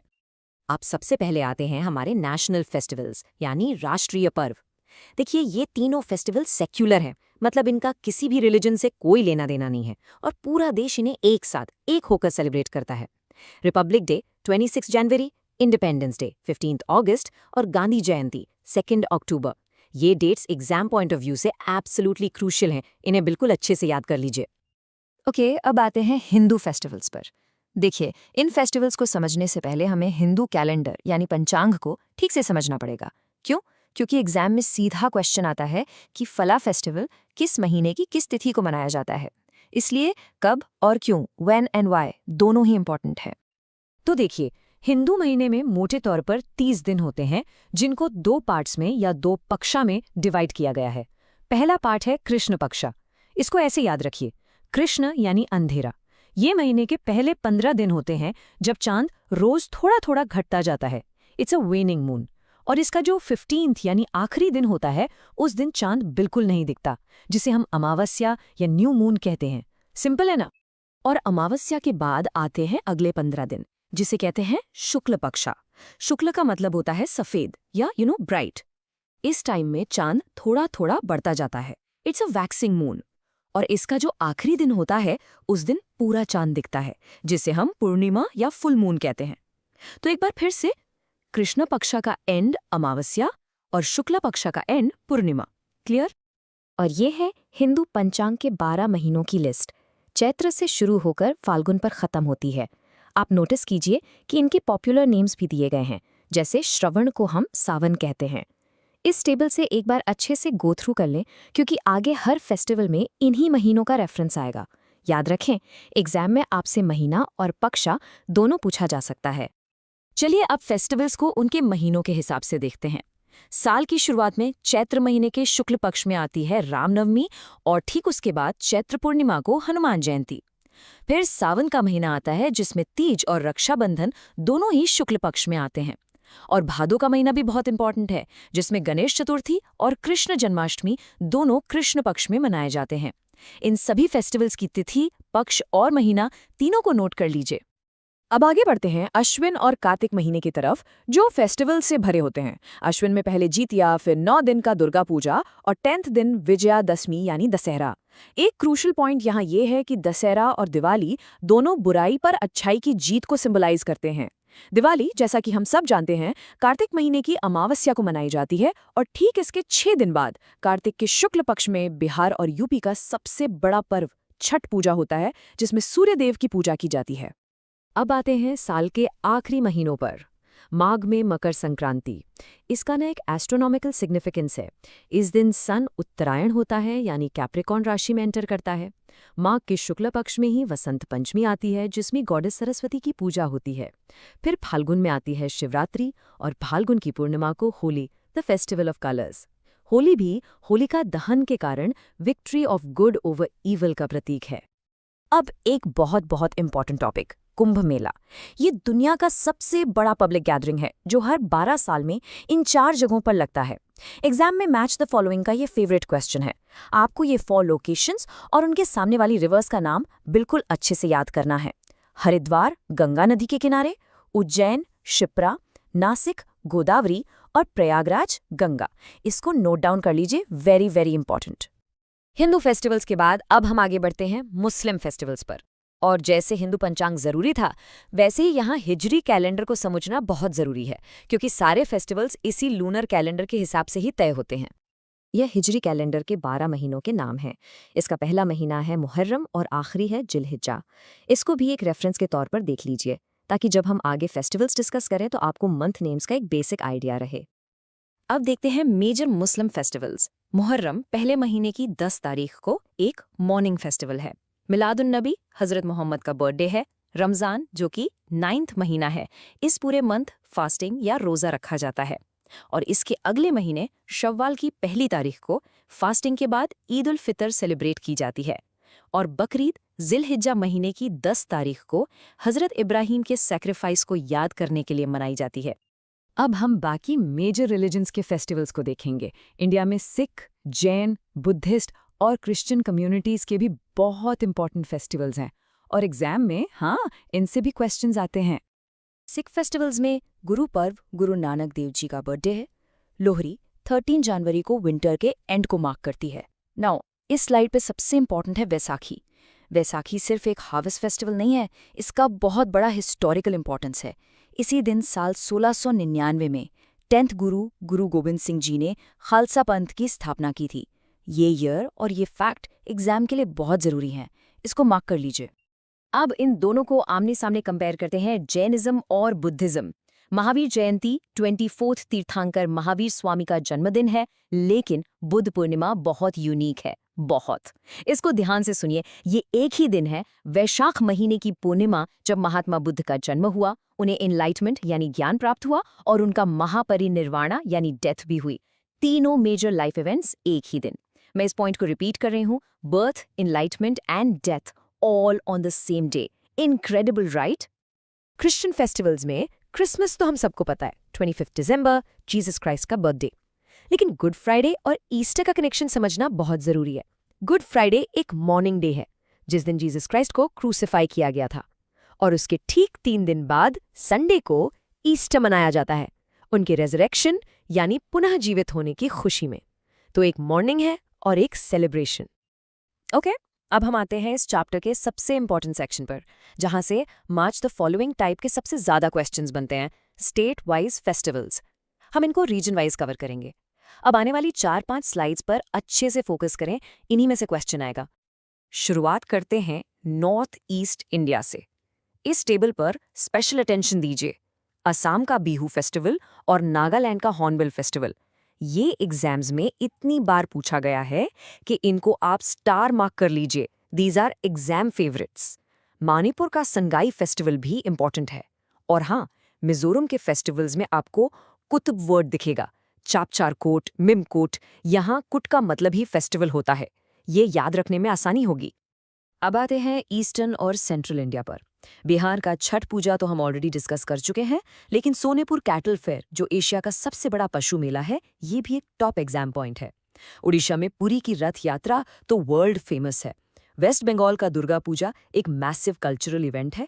और झारखंड से सरहुल फेस्टिवल पर कई बार क्वेश्चन बना है, so remember that one. Northern India में हरियाणा का सूरजकुंड क्राफ्ट फेयर बहुत फेमस है, इस पर क्वेश्चन बनता है। राजस्थान का पुष्कर फेयर, जो कि एक कैमल फेयर है, ये भी बहुत इंपॉर्टेंट है। हिमाचल का कुल्लू दशहरा अपनी यूनिक सेलिब्रेशंस के लिए जाना जाता है। और यूपी और उत्तराखंड, जैसा हमने पहले देखा, दोनों में कुंभ मेला के साइट्स हैं, प्रयागराज और हरिद्वार। वेस्टर्न इंडिया की बात करें तो गुजरात का गरबा, जो नवरात्रि के टाइम होता है, और रण उत्सव, दोनों ही एग्जाम फेवरेट्स हैं। महाराष्ट्र में गणपति पूजा, जो एक 10 डेज का ग्रैंड फेस्टिवल है, ये भी आपको पता होना चाहिए। और गोवा का कार्निवल, जो पोर्चुगीज इन्फ्लुएंस दिखाता है, एक यूनिक सेलिब्रेशन है। और फाइनली आते हैं सदर्न इंडिया पर। यहाँ से बहुत डिस्टिंक्ट क्वेश्चंस आते हैं। केरला का ओनम, जिसके टाइम पर फेमस स्नेक बोट रेसेस होती हैं, इसको जरूर याद रखिए। तमिलनाडु का पोंगल और उसके साथ होने वाला jallikattu, the bull taming sport, ये भी फ्रीक्वेंटली पूछा जाता है। तेलंगाना का बोनालू भी एक की फेस्टिवल है। और देखिए, आंध्र प्रदेश और कर्नाटक दोनों में न्यू ईयर को उगादी कहते हैं। हमारा लास्ट सेक्शन है मिसलेनियस कल्चरल फैक्ट्स पर। स्टेट फेस्टिवल्स के अलावा एग्जाम्स में कभी कभी अलग अलग स्टेट्स के न्यू ईयर और उनकी रंगोली ट्रेडिशंस पर भी एक आध क्वेश्चन आ जाता है।